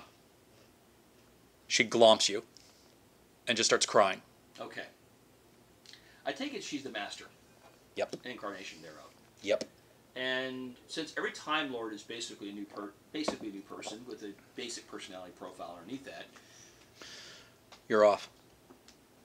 If the Doctor has a dark side, then she the has Master has a good side. Exactly. That's my point. Okay. The basics of the Master are there: the genius, the obsession with doing the job. The ruthlessness. She was willing to kill people. Yeah. But, frankly, I'm no less ruthless, so I'm not really going to be all that shocked about that. I think the Doctor's a little bit of a pussy that way. So that doesn't bother me. And I'm going to tell her that. I mean, I was perfectly willing to drop the 2 bombs on Hiroshima and Nagasaki because, as far as I'm concerned, it was the lesser of many evils. Okay. Okay? I got no problem with that. I'm a soldier. That's what I do. So she sits there being comforted by you for a few minutes. This is simply a matter of Finally, you're the bright side. That was the dark side. We whacked them. There's no more. You're it, and you're the good side. That's all that matters. can someone really make up for 13,000 Again, years of evil in it's one lifetime? Not you. It was never you. No more than the whack job that was in the other TARDIS was the Doctor. Does the Doctor have to make up for everything he did? No. Two different people. It may come from the same source, but they're two different people. It's no more than you had a brother who went bad. You're not responsible for your brother. She's not responsible for her mother, or her brother, or her father. Only the uncle so far I like. And he's nuts. Promise me you won't tell the doctor. No, I'm not telling the doctor anything. A, it's not his damn business, and B, I don't like him anyway. He'll kill me. No, he won't kill you. Because first, I'll kill him. You're not responsible for the Master's actions. They'll put me in prison. No, they won't. Because A, you're not the Master. Okay. Besides, you have a TARDIS. What the fuck they're going to do if you want to leave? Remember, this one's the fried one. Yours is still okay. Take me to the water closet so that I can clean myself up. Yes. And, by the way, you will not go near any sharp objects or anything that can be tied around your neck. Okay? Because I like this form right now. You may be a brunette next time, and I don't like that. If I am what the Valyard is to the doctor, I don't have a regeneration. I'm in between. Then I'm something different. Then definitely stay away from any sharp objects. I like having you around. You've been hanging around Harkness too long. She says she playfully punches you in the shoulder. No, the difference between me and Harkness is it has to be female. And at the very least humanoid. So, hours go by. Hours and hours go by. And finally, the medical tube says, shh, regeneration complete. Oh, finally. The tube opens. The doctor is laying there very peacefully. He takes a deep... You smack him! Let the record show, since the audio record, see the audio comes up and smacks the doctor. Wake up! His eyes open. He looks at you. Do I get to tell? Do I get to tell? He gets up out of the tube. He sits up, looks down at what he's wearing, and goes, leather and t-shirts and sneakers. Yes, clearly the former me had no sense of responsibility or fashion. What's wrong with that? Looks around the TARDIS like he's kind of lost. Nope, I don't resist. What am I doing? Regenerating. Taking a dandy time, too. Had a whole battle going on while you were Regenerating. Regenerating. Yes, I occasionally am different people. And we're doing what? Fighting a battle. A big battle. You missed it because you were sleeping. I don't hear any It's explosions. It's over now. Yeah, you slept through the whole thing. Were we victorious? Relatively speaking. Oh, good. We blew up your supposed dark And side. this place is the... TARDIS. I know that word. Yeah. The wibbly wobbly time travel thingy. The Guardian goes, will you stop hitting him? What? Can I I just tell wanted him? to see if I could I read. really want to tell him. It just would seem a bit addled. I was just trying to, Yes, he's going to be addled for a few minutes as all his memories catch up. You have to remember, his brain completely regenerated too. Oh, really? Just trying to help it. That's why each one's a little bit different personality-wise. Ah, I see. So the download is not always going smooth. Hello, he says while you all are still talking. What? What? Yes, that's why... No, ignore him for a I second love for the it. scene. Said what? What? Yes, I know. It's why it's different for each one. What? I'm right here. Please don't talk about me in the third person. That's quite rude. Yes, and? So, as I was saying, the download basically doesn't go smooth, so he's kind of a little fried that way each time around. He looks at the Guardian. Is this normal behavior for them? America, different planet. Oh, wait, I'm Irish. Same difference. And...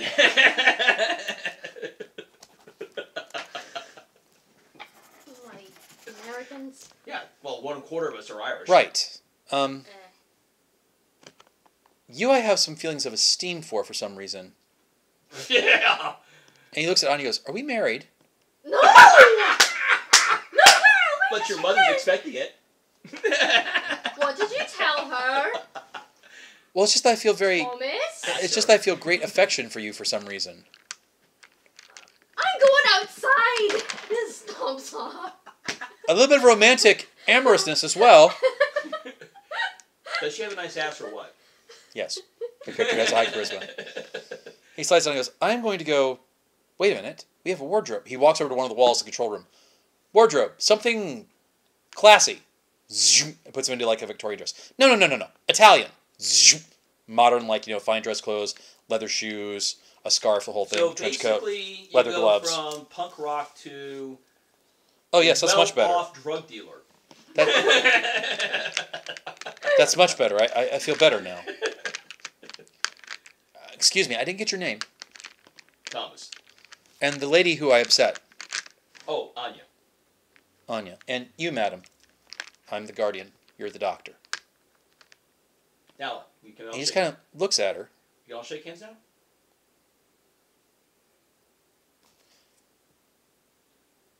For some reason, I pity you, and I don't know why, he says to the guardian. Pity is not a good word for that. I have a lot to live up to, she says. And no, you don't. Oh, I'm sure you'll be fine. You seem quite capable. And for some reason, I want to tell you, young lady, that I believe you're good. I don't know why that would come for you. I mean, I don't see how you could doubt that. That's what I keep telling her, but nobody listens to me. And she breaks out into tears and hugs him, and she's like, looking at you going, yeah. Gently pry her off. yes, well, I'm going to go outside now, and he looks back in the mirror. Yeah, screw the tie. Throws the tie away. So he's got basically a dress suit. He's got like a dress suit. Fine, slick back features. Everything is like fine and well refined, except he refuses to wear a tie. And as she walks by, you see like the old Matt Smith uniform with the bow ties, and he looks at it and he goes, apparently Yes. I have changed greatly. Yes. Looks back at the bow tie. Looks back at you. You all let me walk out in public with that. You said it was cool. Clearly I hadn't grown up yet. And he walks out the doors. Again, I resist. Damn, I am being too honorable today. So, I was going to ask him, count down how many people you've been.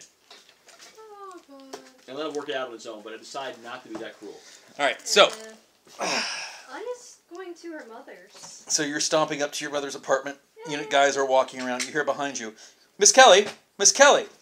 He comes running across the parking lot. Oh, good grief. What do you want now? To apologize for however I've offended you, my lady. Who the hell is this? What? Well, apparently I've given you somehow great offense, and I'm not sure how I did it, but let me assure you that I say that was me, but not me as I am now, so please see me as I am and not as I was.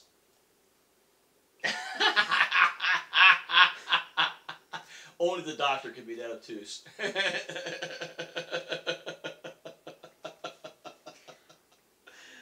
to talk to my mother real quick. Of course, and I hope this won't offend you, but he blows a kiss at you. I really need to talk to my mother real quick. So Anya takes off to go see her mama. Yeah, to go back and wallow in the misery that is her life. Yes. Oh, good grief. Now I know why I wanted to play a guy in this game. The doctor apparently doesn't have too many issues with that. He basically goes for women. So He did kiss Roy one time. Yeah, though I think that's mostly because, from what I understand. He also kissed Jack one time too, and relatively enjoyed it. Yeah. can we keep on topic, please? Sorry. So if he tries to kiss me, I'm shooting him in the leg. So she goes. The first thing that she says to her mother when she sees her is, "What did Thomas tell you about me and the doctor?" Your mother sits for a second. You can tell she's plotting what to say. Mom? He said that you were taking a break. That you're very adamant about that you're taking a break. I am taking a break. Apparently. What did he tell you? That you're a lovely girl. Mom? She smirks. Nothing. Mom? Are you going to see that French musician who keeps calling for you? I really don't like him. I think he just wants to shag. this point, I wouldn't exactly be, you know... You really want to hear that from your mother's mouth? At this point, I exactly wouldn't be protesting that. Does a mother really want to hear that? There's stony silence in the room. What? Your mother says, Anya Kelly, there are days I just don't know you. His number's on the refrigerator. If that's all you're interested in, go get it and get out of my house, please. Actually, this other person's house that I'm in. Because of you. It always has to be about you, doesn't it, Anya? I didn't ask for you to be dragged here. If it were up to me, you would have been put somewhere else. This never would have happened if you had just not shown any interest in computers or that high technology stuff, just been a good Catholic girl like I raised you to be. Oh, yeah, and gotten married and been miserable for the rest of my life. Well, you're well on the way to being miserable the rest of your life, young lady. That I can see. What do you mean by that? There's a knock on the door. Excuse me. Oh, God's sake, what now? It's the doctor. Not to tell you what to do. And to tell you what to do, he says to your mother. She goes, who's that? That's the doctor. But he looks different. Yeah, it happens. That's a good way. Yeah, try to explain that one off. But everyone can kind of hear your discussion, ladies, and perhaps if you want to yell at each other and be typically Irish, you wouldn't mind if we put up a sound dampener? So you have some privacy? Fine. Excellent. I'll get right on that. Just trying to be helpful. Although, you might want to consider listening to your mother. I mean, she did, provide for you, give you life, put you through college, listen to your woes. Oh, I like him, says your mother. Oh, God's sake. She also wanted me to get married and start popping up kids. Well, that is generally how species procreate, so that probably needs to happen at some point. Not saying right now. Please don't throw anything at me. And I'm just going to go because I'm obviously not making anything better. He takes off around the corner. What do you mean I'm being miserable? 12 boyfriends? I can't help it. I haven't met a bloke that just seems to get me. Well, gee, Anya, I wonder why. Oh, what's that supposed to mean? It means you're a mess. Fix it. Sort it out. Well, what do you think I've been trying to do? That's what Well, you're not going to do it rambling through time. How are you supposed to know that? I've learned quite a bit about myself rambling around through time. Fine, Anya Kelly. Obviously, you can take care of yourself. You don't need your mother anymore. So I'll just sit here and worry about you as your God knows when, Oh, for God Christ's knows sake. where. How many times have you pulled that trick in the past? Apparently too many. It's not working. Well, then fine, Anya. I'll just say it very factually. I'm disappointed in you. Why? You don't have a family, Anya. Family is everything. I have a family. I've got you and my brother and... A family of your own to start. Well, you can't exactly start that if you don't start it with the right person. And who says that I really want that anyway? What if I'm just happier being on my own? Anya, look at your brother. What? Do you really think any girl is going to take your brother? I don't... Do you think I have any chance of having grandchildren from your brother? You're not going to guilt me into popping up babies for you now, are you? I can solve that problem. Just... Obviously, we're not going to agree, Anya. This conversation is over. Fine. She goes back to drinking her tea. Stomps out. Okay. Yeah, well, that went well. Do you stomp out with the Frenchman's number? She actually forgot about it. Okay. So you're stomping out. You get the right as the doctor's finished some kind of high-tech device to damper sound. Ew. Oh, it's over. Grabs hold of him and starts drying him up. We need to talk. Okay, you can let go of me. I will follow you willingly. There's no need for excessive violence or force. Can you move that sound thingy over to my apartment? Yes. Because I know he's going to try to eavesdrop otherwise. Why would Thomas do that? Yeah, why would I do that? I'm going to talk to your mother. Oh, is Thomas your boyfriend? No! Oh, no! Well, you must understand, things are still a little distorted for me, and I'm not quite sure why I feel the things that I do or do the things I do right now. He'd have more than happy something to hang over my head like he's already doing, that's all. What do I hang out your head? Oh, I don't know, my 11 boyfriends? And only friends tease one another that way. So you and Thomas are friends. That's good. Which means that I and Thomas are friends because he teases me that way, even though he's quite rude, even though he's quite crude and hurtful about it. I'm sorry. I'm still sorting things out. We need to talk Isn't that what we're currently doing? privately. Oh, click. Zoom. Not standing out in the hallway. But they can't hear us. They can still see us. It would be very inappropriate to be in a room alone with a young lady such as you, especially since I seem to have some kind of romantic intentions towards you.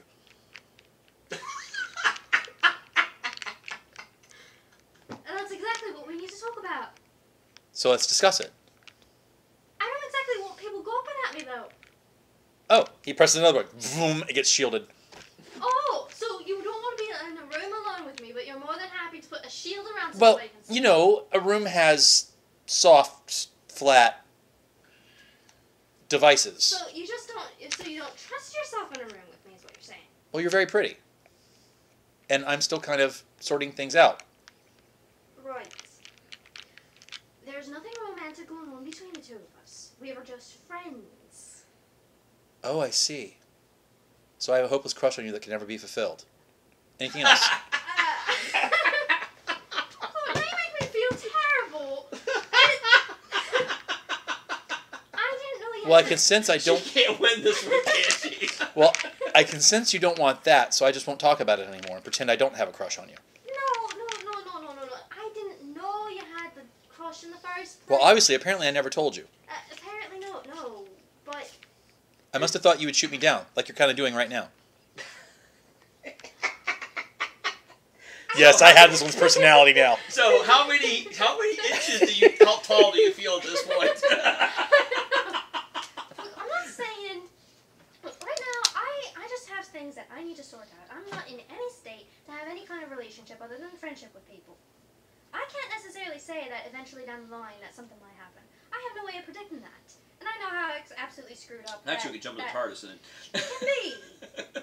So, it's not saying that it's not going to happen, because if I say it's not going to happen, then my luck would be that it would happen down the line. Do the hand motions help you think? I'm Irish. Huh. Point taken. He says he raises his with our eyebrow. hands and everything else. I thought it was Italians. He looks Italian. Well, just suffice to say, we're friends. And if that should change, I'll let you know. But It seems very nebulous. How about we just come to an accommodation right now that nothing's ever going to happen and we just get on with our lives? Is that what you want? Well, I don't know. I'm still sorting things out. But it seems like that would make you more comfortable, and I don't wish you to feel uncomfortable around me. Well, for right now. Then for right now, nothing can ever possibly happen. I should act accordingly. Got it. Fine. But you're still my friend. But you're on a break. Of course. But you're taking a break. Friends hug. Okay, friends hug. And he hugs you very awkwardly. Pass. And I take it the break is over? So we're good, he says out loud so they can hear. Yes. Yes. So you two aren't dating each other yet? Excellent. No, we're friends. Roll your observation. Oh, I rolled a 1. Yeah. As he's walking away, several new things now begin to sink in, like just how handsome he actually is. Great hair, big, beautiful brown, deep eyes, kind of that olive skin tone you get from Mediterranean people. Slim, trim, he walks like a cat. I mean, the eyes smolder. You're just like, wow, physically he's extremely attractive. Oh, boy. I look at her and go, I take it the break is over? No! No! Yes, no. the fact that you actually had to say that 3 times and pause for a second before doing it, while at the same time staring at his ass as he walked down the stairs. Yeah, to bed. the break is over. He walks down into the TARDIS. Well, this won't do. This doesn't look quite right. Wait a minute. There are controls to change how you look, aren't there? And you are... He suddenly blushes. Oh no, we are not calling you that. That is indecent. That cat is very upset at me. I think his eyesight's going, and so whenever he moves his head, the shadows move that he sees, and so he thinks that it's another animal, and he hisses for protection. Oh, okay. Yeah. So. Maybe. Yeah, But anyways, I know. But I'm gonna get an apartment for the Guardian here while everything gets sorted out. Oh yes, of course. How are you down in the TARDIS? Or are you with her? No, that's what I was coming up to the apartment Okay. for. So you get an apartment. She's like, I have a TARDIS. I'll be fine in it. No. That's like you said. We're taking a break. That means no work. She puts a sonic screwdriver. She puts in command so her TARDIS shuts down. Mm-hmm. And that's you notice that her sonic screwdriver is the exact same sonic screwdriver that she has. Yeah, I figured as much. All right. So now what? So now you learn the wonders of television. Oh, God. It'll rot your brain. I know. Sometimes, though, it's best to turn the brain off. I have a lot of forgetting to do. What do you recommend I watch first? EastEnders. That will kill the brain cells faster than anything else known to man. Excellent. Then we'll do Downtown Abbey. That's like heroin. Excellent. I will start watching immediately unless you and want... I'll cook dinner. Really? Yeah. She says with this little girlish smile. And yes, I'll cook dinner. American style. Really? Yeah. You ever had a hamburger? No, it sounds delicious. What is it? Lots of red meat with cheese. Can I have bacon? Yes, you can have bacon. And mushrooms? Mm-hmm.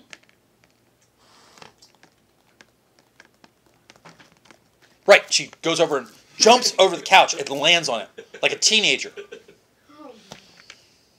Because now the concept of, you mean I get to have fun, is finally starting to sink in. Mm-hmm. And then tomorrow we're going to hit a pub, drink lots of beer, play darts, and really piss off some people. Maybe you can get a bar fight going or two. So that's where we end the episode, with you helping the Guardian come to terms with the fact of she's something weird, and that the thing that she came from is pretty much evil incarnate. You are dealing with the terms of your mother thinks that you're a wreck.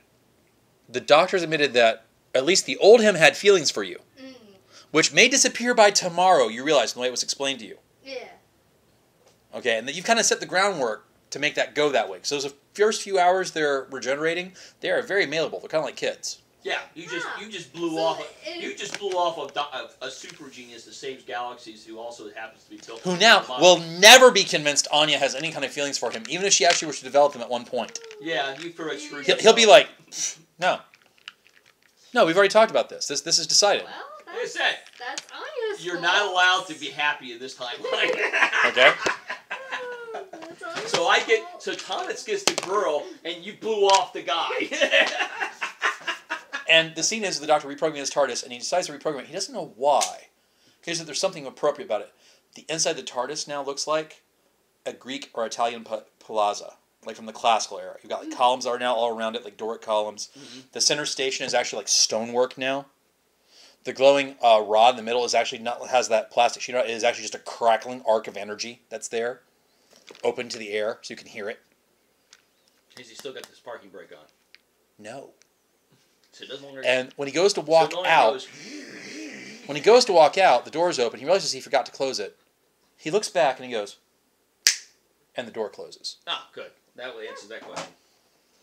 And we will pick up next week.